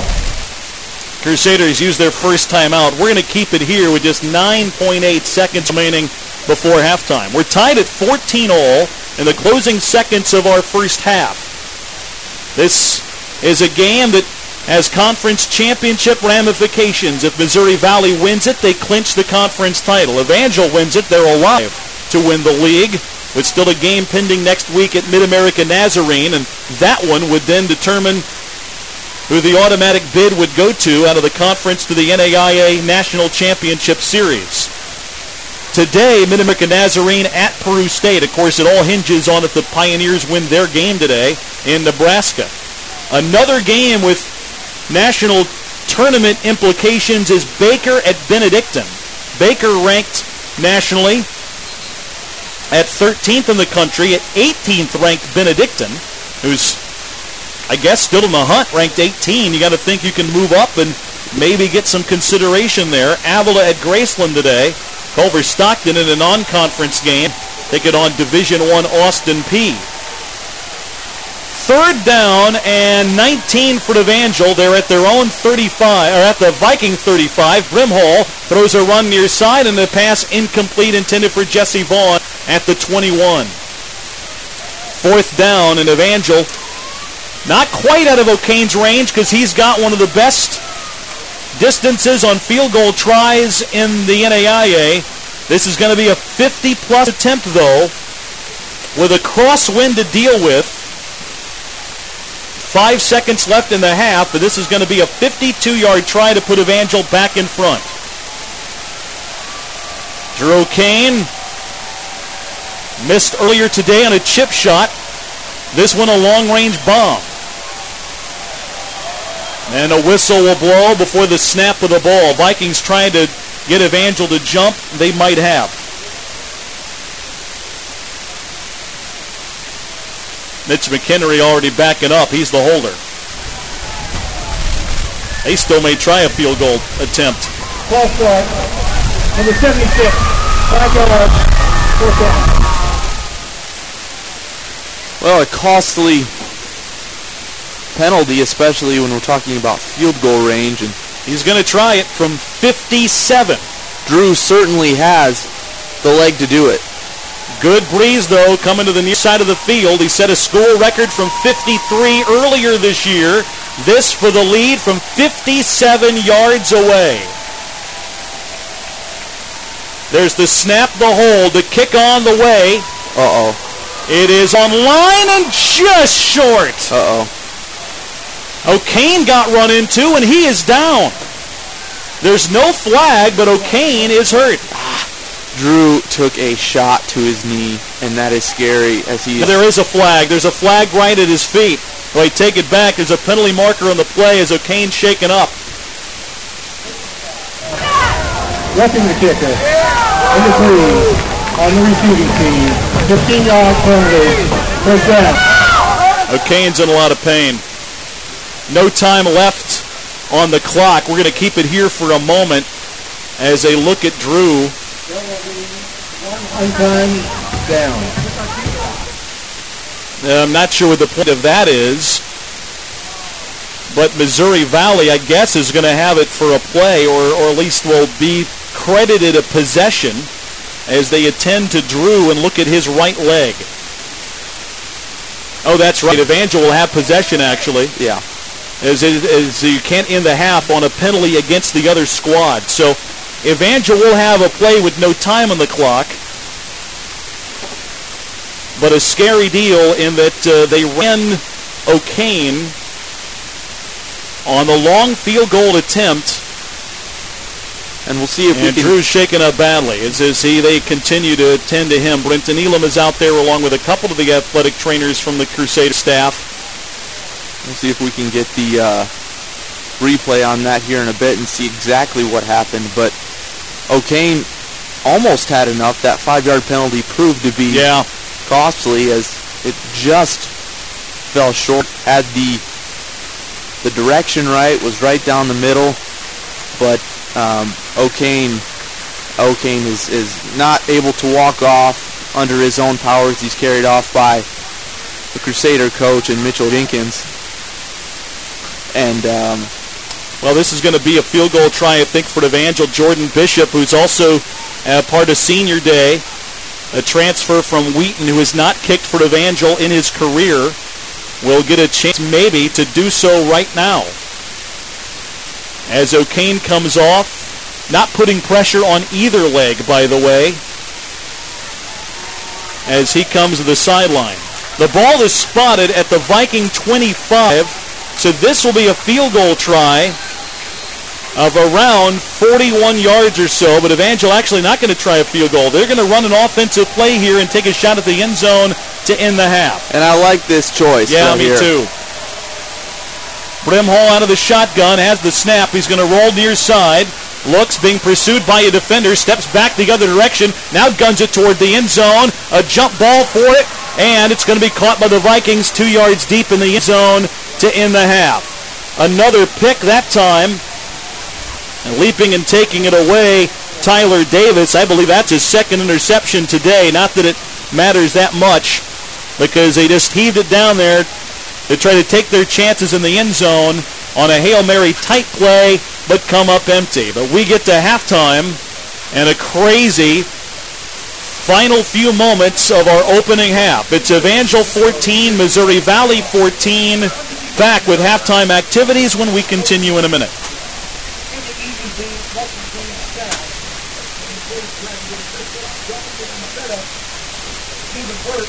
Yeah, yay. We got screwed. How are we? We got screwed. How are out we of a breaking this touchdown. up?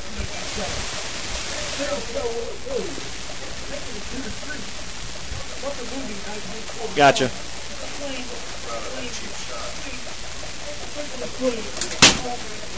And we got an ID in there too. Who's that?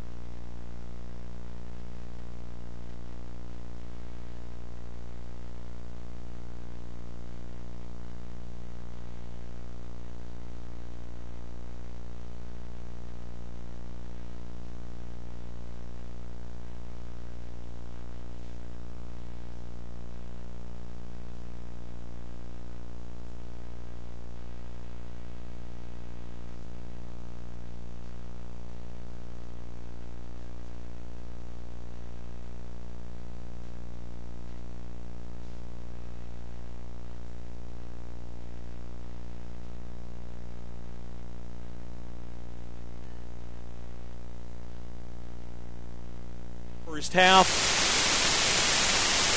and you'd expect him to be out for the day. One of the conference's best field goal kickers, likely out of commission, and you worry about next week too. Even if Evangel finds a way to win this game, next week becomes conference championship game part 2 for Evangel.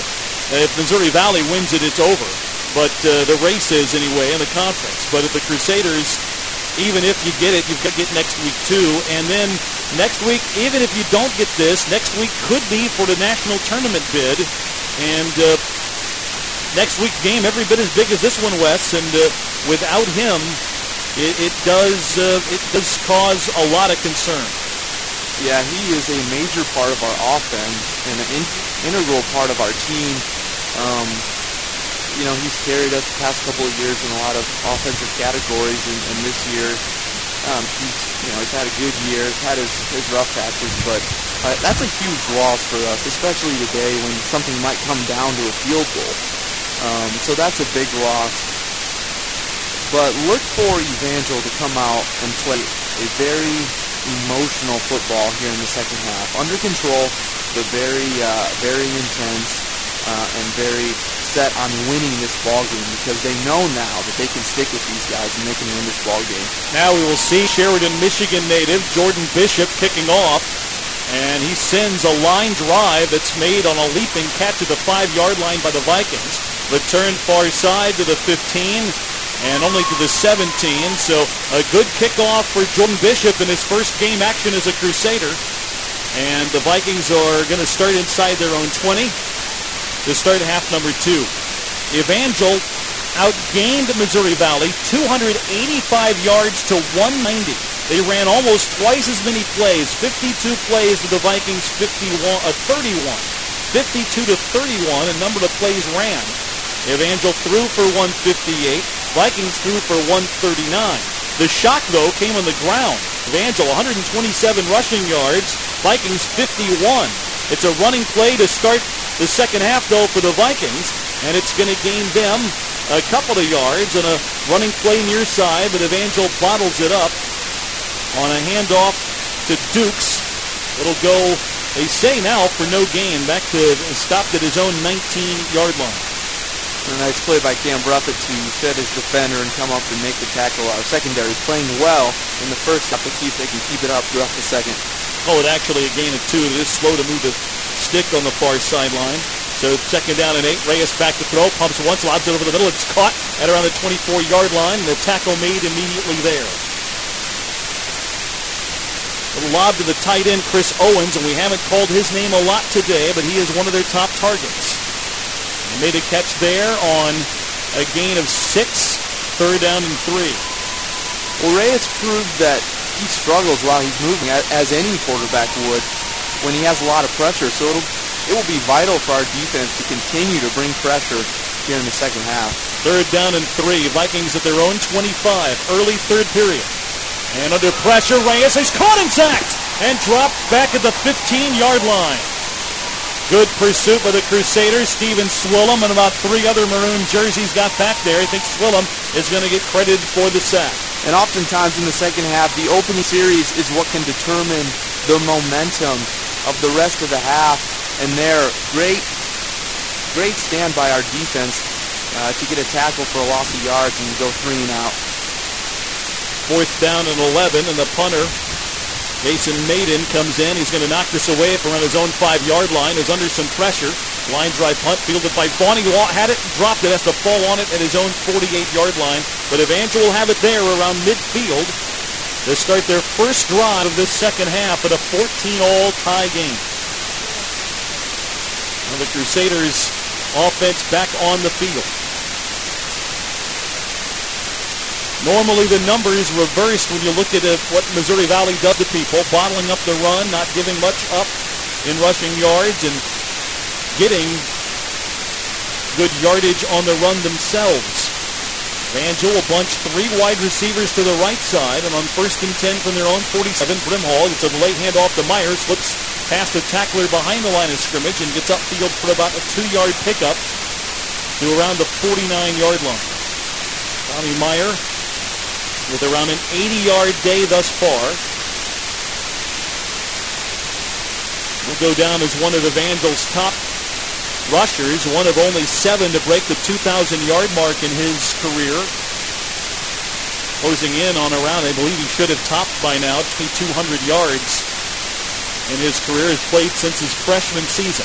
On 2nd and 8, handoff, Otis Brown cuts back upfield, but tripped up as he got across the 50. It's going to be about a 3rd and 5 for Evangel as Brown gets 3 yards on a run the middle. Otis a little frustrated as he saw that he had room, but just barely tripped up as he fell to the turf. But Otis, a guy who can really change around the game. 3rd down and a long 5 for Evangel in Missouri Valley territory at the 48-yard line. Brimhall under center. Tommy Meyer at running back behind him. Brimhall back to throw. Flushed out of the pocket. Rolls near side. Got tripped as he threw it and throws it out of bounds near side, incomplete. It's going to be an interesting second half if both defenses continue to play this well. Evangel, out of the conventional wisdom going in, would have thought if it's the only way they could win would be in a shootout. A long way still to go, but we've had anything but that in this opening half, but it's been a battle. Now the punt from Booker. Angling to the near corner, and it's going to go out of bounds in the fly. Didn't quite get it downfield as far as he wanted. And it's going to come back upfield outside the 20. They still march upfield and say it got to the 24 before it went out. That's where the Vikings will have it. 1st and 10 for them. 11:39 to go, 3rd period. I really believe that it's only a matter of time before this Evangel offense is going to hit stride and find its rhythm. He's played well all year, and I really think that in the second half we're going to figure it out. 1st and 10 for Missouri Valley. Say at their own 25. Reyes, a short shotgun look. Hands off far side. Evangel pursuing the Vikings there. The runner upended. That was Xavier Stewart. Went head over heels. Got 2 yards downfield for the pickup of a couple.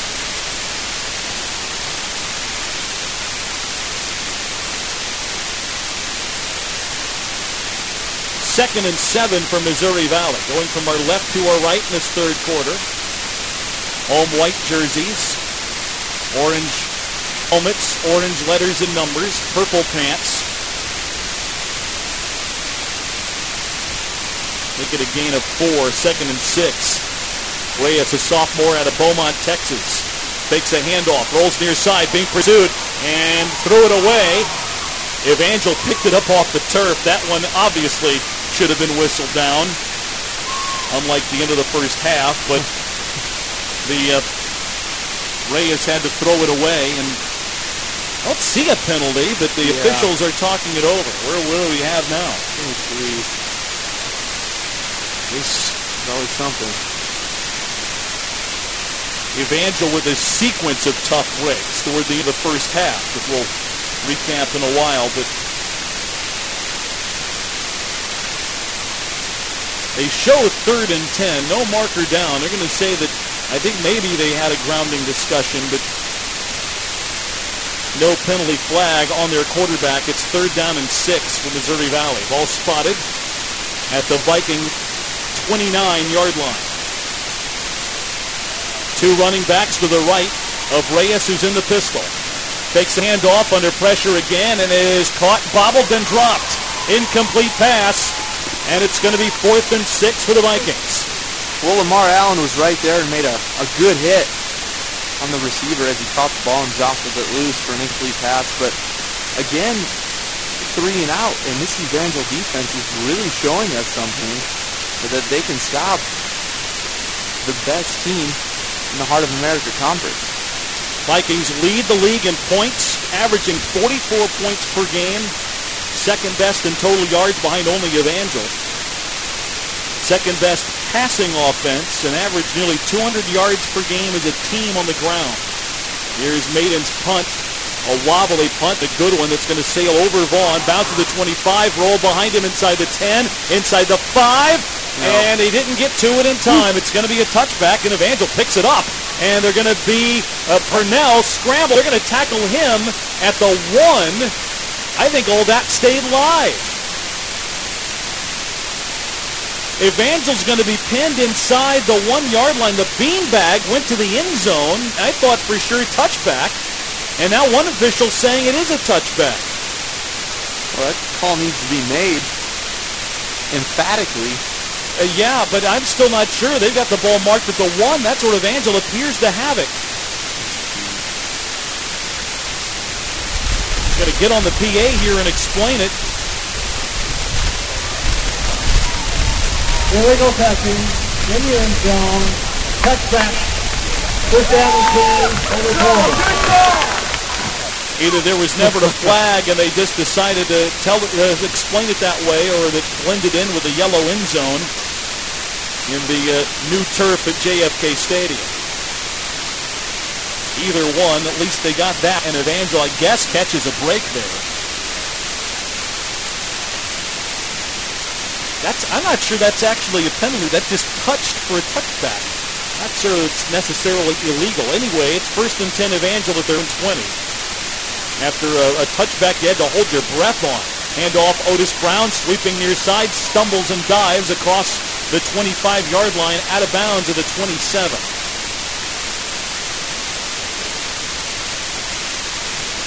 Crusaders move it up. They say 7 yards. And a second and short play for Evangel.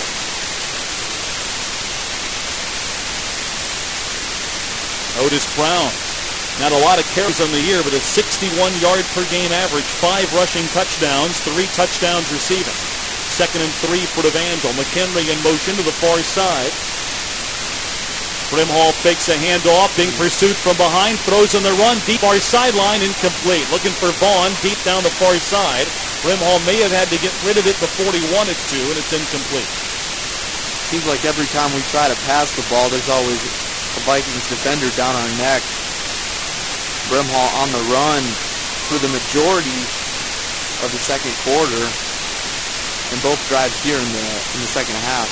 Quick snap, and a pitch to Otis Brown, far side. Looks to cut up field, gets across the 30, and has a first down as he's wrestled down to the 31. They tried to catch the Vikings a little off guard there. Evangel didn't even look set and just snapped it and went. And Brown gets a tough 4-yard carry for a first down.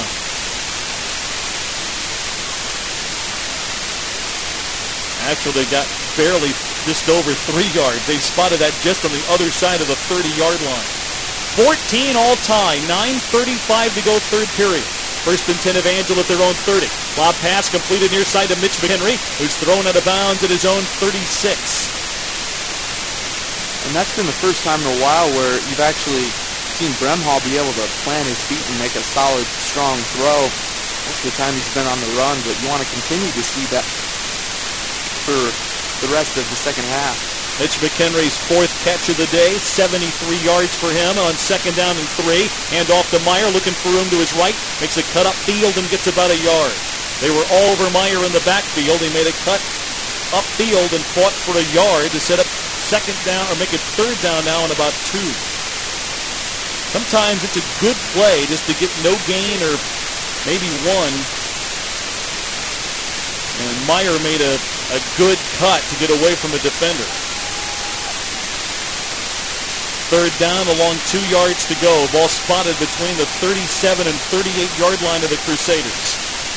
Snap back for Brimhall. Fires a pass near side, and it's off of Vaughn, and they're going to throw a flag. It's going to be a penalty on the Vikings. He got hauled down, and a penalty coming against LaQuinton Black.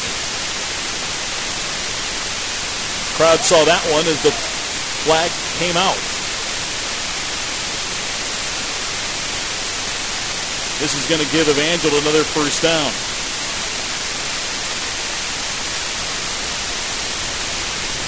Pass interference. Number 3 on the defense. First down for Evangel. 5-5.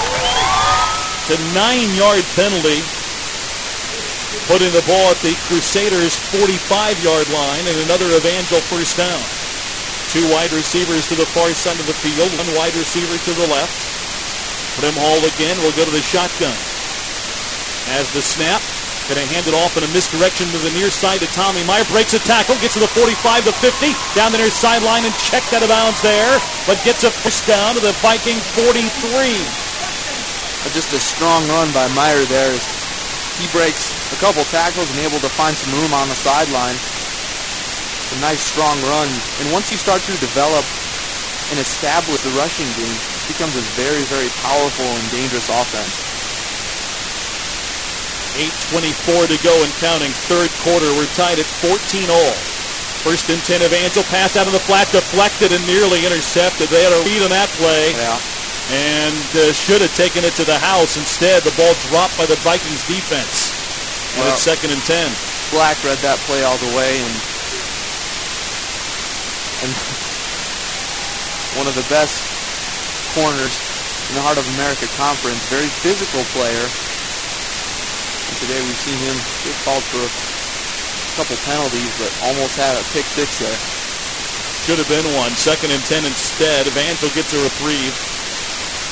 Now Brimhall, the delay handoff to Otis Brown, near side 40, looking upfield, gets to the 35 before he's stacked up, pushes forward, then gets taken down at the 34 of the Vikings. A good run of about 7 or 8 yards, going to set up a third and short. It's progress for a gain of 9, spotted at the 34-yard line of the Vikings. Hasn't exactly been the style of offense we're accustomed to, but so far it's been working. On third down and 1, Brimhall, the quarterback sneak, trying to get the yard he needs for a first down, appears to have it. Throw forward a good 1.5 yards to 2 yards. That's going to be enough for a first down. You know, Wes, you kind of saw this coming last week. Evangel scored 7 touchdowns, and unlike previous games, you didn't have a 60-yard or 70-yard play for a score. All 7 TDs were off drives, and that's kind of have served Evangel well because they've had to put drives together today. Officials have signaled for the timeout for themselves. Not sure anyone has called it.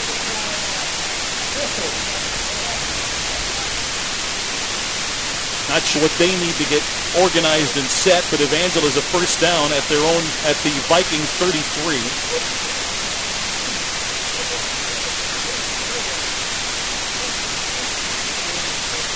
You knew Evangel could establish some drives. Hasn't done it much, and last week did it 7 times. And it's proven a necessary thing today. Here's an odd formation. 4 wide receivers to the right, 1 to the left. Brimhall's going to throw it, and they had a miscommunication there. He threw it between 2 guys, and it wound up on the sideline. And the guy he was throwing it to ran right past him. Another scary play on the far sideline, and both defenders saw the ball, and I don't think the intended receiver, Otis Brown, had a clue that the ball was behind him. He was shooting straight up the field, but a little miscommunication there. Second and 10. Now it's spread out again. 4 wide receivers to them to either side. Limo out of the shotgun. He's going to tuck it under and try to run, and he gets upended at the 35. That's going to be a loss of 2. That may have been a running play all the way on a draw, and he got tripped up and will lose a couple.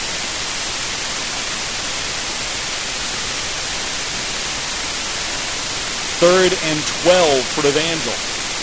Well, they've moved the ball well throughout the day, continue to do on this drive, but in a tough spot here, 3rd and long, in what may be 4-down territory without O'Kane. Brimhall from the shotgun is back to throw. Looks, scrambles out of the pocket, still looking downfield, throws on the run and threw it away. Had to sky it to the far sideline and get it out of play, and it's now 4th down and 12, and Evangel may go for this because you may not be in field goal range of your new kicker in Jordan Bishop. You would be within O'Kane range, but he is out. And at the plus 35-yard line, they'll try to get themselves 12 yards here and keep the drive going. Well, one thing that Missouri Valley is doing defensively is they're spreading out their front line. They're putting the defensive end beyond ours. And as they bring the 3 up front, and they're just doing an effective job of getting good penetration in the backfield. And Vikings call timeout. 6:34 to go, third quarter. We're still deadlocked at 14 all, and back to JFK Stadium in Springfield after this.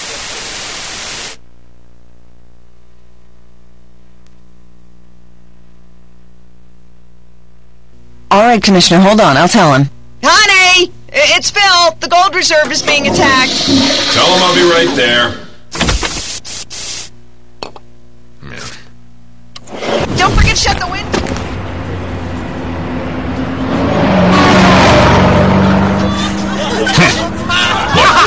What? All right. What's the joke? What's so funny?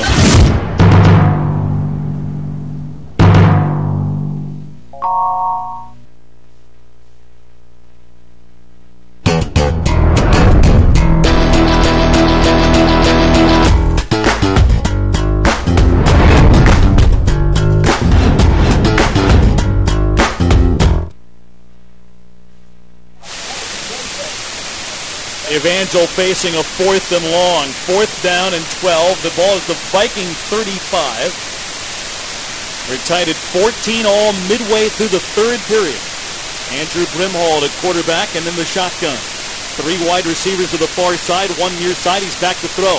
Brimhall flushed out of the pocket. It's sacked on the other side of the 50 at the 47 of the Vikings. That's a huge loss because it not only is a loss of down, but it's going to give the Vikings the ball in Evangel territory.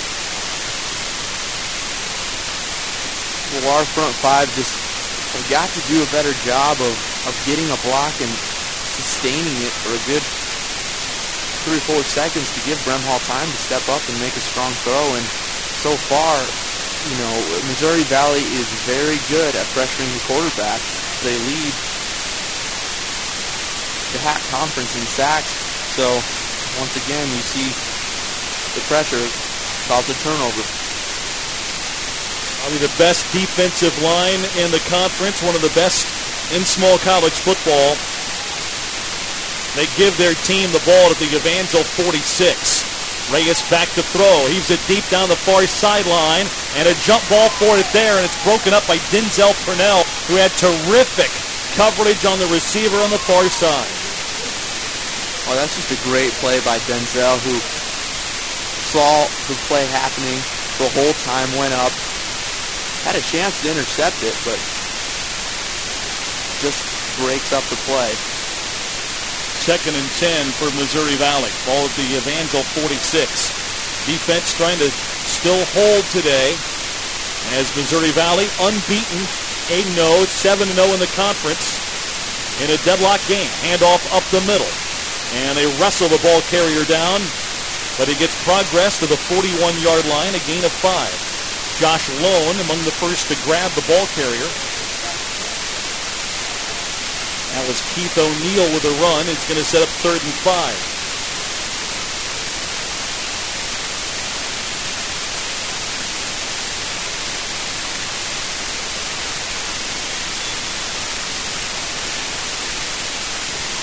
Third down and 5 for the Vikings. This is a big play for them at the Evangel 40-yard line. Reyes will work from the shotgun. Has the snap, play action fake. Looking, dumps it over the middle, and it is going to be, I believe they say, caught. And a first down. There's an Evangel defender there, but Jacoby Bellard able to make a grab on a 5-yard pickup to the Evangel 35-yard line. Just enough for the first. Well, good teams make big plays in big situations, and for a Missouri Valley team who has yet to convert a 3rd down, they did it. They delay handoff up the middle. Jameel Randall with a hit on the ball carrier about 3 yards upfield. Progress blown dead. And again, O'Neill got the carry and will pick up a couple of yards to make it 2nd and 8.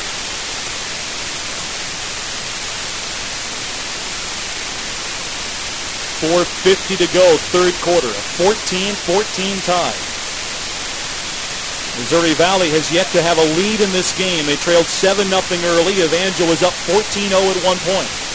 Play action fake. Reyes back to throw. Fires it far side, and the ball appears to be trapped, and it is. He threw it to a receiver downfield at the 20, and it just did short hop him incomplete. 3rd down and 8 coming up. Another big 3rd down play here for Missouri Valley offense. We'll see if the Evangel defense can get a stop here with about 4:35 left in the the 3rd quarter. Long look to the sideline by the Viking group and Missouri Valley. Out comes the line of scrimmage. 3rd down and 8. They're at the Evangel 33. Reyes fakes the handoff, rolls near side, looks downfield, throws, and it's bobbled in and caught off of a defender, taken to the 5 and to the end zone for the touchdown. A crazy bounce as the ball ping-ponged off a defender, off a Vikings player, wound up in the hands of tight end Chris Owens, and he takes it in for the score. Well, that's just an unlucky play for the Evangel defense, who did a great job of covering up. Gets a hand on a ball, and it just takes the wrong hop. Nothing you can do right there. 33-yard pass play on a crazy bounce, and the extra point is good from Miramontes. And the Vikings have their first lead of the game at 21-14 with 4:25 to go in the 3rd. Timeout on the field. We're back to JFK Stadium after this.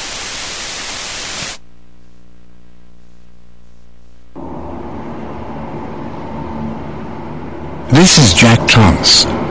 Today, someone almost brought Jack something to eat. Someone almost drove him to a shelter. And someone else almost brought him a warm blanket. And Jack Thomas? Well, he almost made it through the night.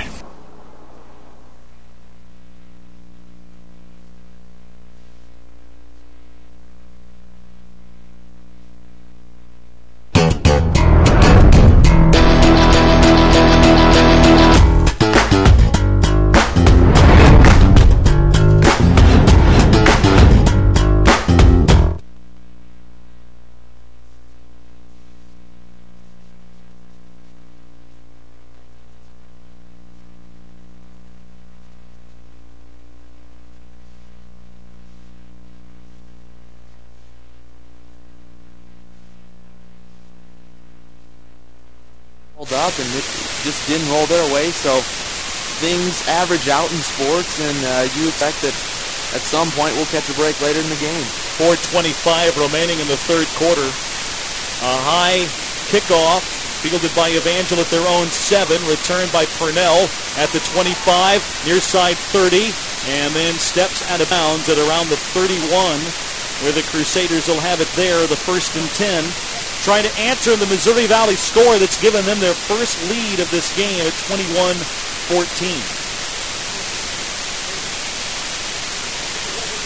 Well, the Crusaders going to have to bounce back from what was kind of a deflating deal. You kind of you caught your breath there for a second, thinking there was about to be an interception. The ball got batted up. There were 2 defenders there, and then it just deflected a couple of different ways and wound up in Owen's hands, and he gets the TD. Now Evangel back to work offensively. 1st and 10, their own 32. They take a handoff to Meyer. Brimhall throws on the run, completes it to Vaughn. Goes down shy of the 1st down at around the 39. A gain of 7 on a completion to Jesse. That's a big 14-point swing. You look at in the first half, we had a chance to go up 21-14. We get a bad break, and then Missouri Valley gets a great break. So it's a game of football. You got to keep playing, and eventually it'll turn your way. 2nd down and 3. Handoff, Meyer up the middle, got upended, I think, shy of the 1st down. Had some great momentum as he hit the hole. Got a couple of yards upfield, but not enough for the 1st. Marking down to the 40 for the gain of 1. And it's 3rd down and 2 for Evangel. And this is 2 yards they need. Not getting too late. Still 3rd period, 3:25 left in it. You just want some momentum. You want the ball to stay in your hands for a while. Evangel at their own 40. They fake a handoff to Meyer. Brimhall keeps it himself, lunges near the 1st down marker, but we'll see where they spot him. And he doesn't have it. He's going to be a yard shy. Another quarterback read where he fakes a handoff, tries to keep it himself, tried to hit a little seam, and they got to the Now back to the line of scrimmage, so no gain, and it's on 4th and 2, a punting play. And Josh Booker will need to get a good one away.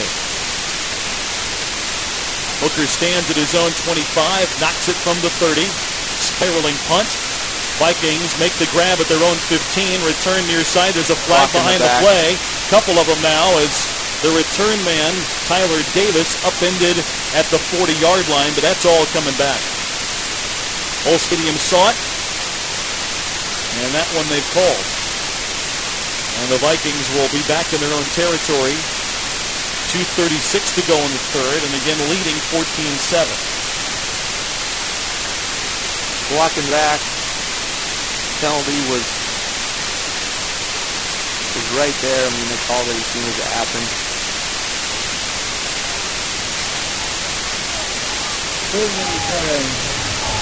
Block in the back.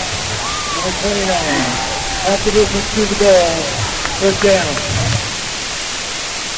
That's going to put them at around the 8-yard line. Vikings back deep in their own territory with 2:36 remaining here in this third quarter. I have a lot of Evangel sports this weekend and early in the week. We'll kind of take you through it and also tell you our broadcast plans coming up. It'll be a busy few weeks for us on ESPN 1400 with Evangel sports coverage. Football season winding down. Basketball season now underway. Ball spotted at the Vikings' 9-yard line. Where Missouri Valley has it, first down and 10. Handoff far side, Evangel there, and they upend the ball carrier at around the 9. As Stewart got back to the original line of scrimmage, Evangel had him kind of bottled up at around the 5. He got upfield before he was tripped. It's going to be 2nd and 10. Once again, Evangel has been tough against the run today. In fact, Reyes, the quarterback, has been their best rusher. And a big run in the first half that set up a TD. 2nd down and 10. Reyes has the snap, fires a pass near side, and overthrows his receiver. That was a weird-looking play. I don't think everybody on the Vikings was on the same page of the count. Snap happened, it looked like, before they were ready for it. Threw off the timing of the play, and the pass intended for Alex Benson goes incomplete. So 3rd and 10 with the ball at the Viking 9-yard line. Less than 2 minutes to play in the third quarter.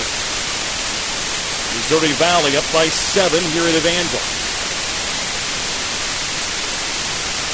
Every down is important in a game like this, and 3rd down and 10, Evangel needs to stop here. Reyes again out of the pistol.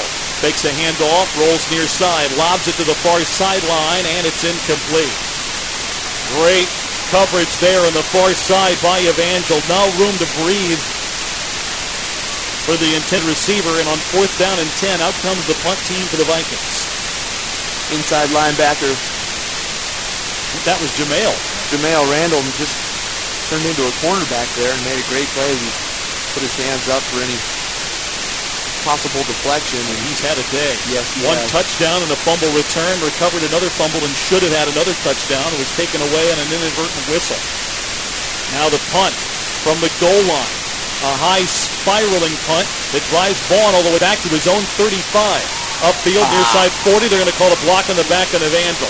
This is going to be returned by Vaughn into Missouri Valley territory, and he finally gets tackled at the 36, but it's coming back anyway. And Otis Brown can't believe he's going to get flagged. I did not clearly see if where exactly he hit the coverage man, if it is in fact one, and that's going to be enough to get it. He didn't exactly run the guy over, but you make a little block and the guy's back is to you. He saw his numbers. I think what Otis was seeing, as we saw the view from the back of the end zone, is Otis saw him start to turn to make the tackle, and as he was turning, Otis just went with him and hit him in the chest. But from the official view, you got to call that. The tough part for Evangel is, I mean, just the bad luck in it. Yeah. Vaughn had made him miss anyway, and he was falling down in his own, and Brown just kind of helped him there a little bit.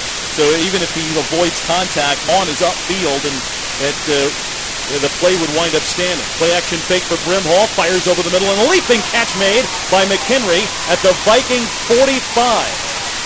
That's a great catch by Mitch. He just goes up and grabs it. And how many times have we seen Mitch McHenry go up in intense coverage and grab the ball and hold on to it while getting hit hard? He's a tough kid. He is. At a gain of 13, first and 10 Evangel. McHenry's 5th catch of the afternoon. First and 10 from their own 45. Handoff Tommy Meyer. Breaks a tackle to the 50. Down that far side of the field to the 30. 25, 20, 15, 10. Meyer scores!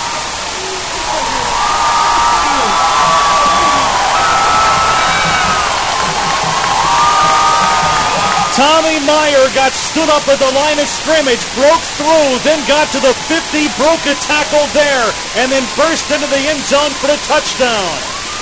This is a senior who will not be denied. And he gets hit and turns on the afterburners. Wow, is he explosive. Now Jordan Bishop relied upon to try to tie this game with Drew O'Kane out. 21-20 with the extra point pending. This is going to be his first kick attempt with Evangel, and it hits the upright, but there should be a flag. There should be a flag. But Valley came across and even made contact before the snap. We'll see if they were drawn off or not. Now, that's not a bad thing for a couple of different standpoints. It gives Bishop a reprieve, but also it also kind of gives him a practice kick if in fact it's a penalty on the Vikings, because you kind of need him to get out there and get loose. He hasn't done this year or in several years. Well, so much that thought. On the defense, number 34. Cole on the offense, number 76. So penalties offset, we play the down. Vikings actually celebrated for a second. They thought that if the penalties were nullified, they would. They actually got the stop, but actually it's going to be a re-kick.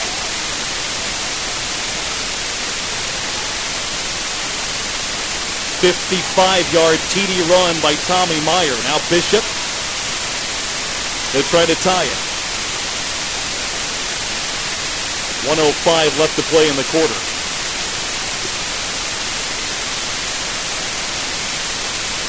There's movement again. This time the play doesn't even come off. The longest extra point. At least the longest time elapsed for an extra point you'll ever see. 2 penalties on the previous try, and they had to sort it all out. Then when they finally got around to getting it straight, getting the penalty call, now we've got to do it all over again.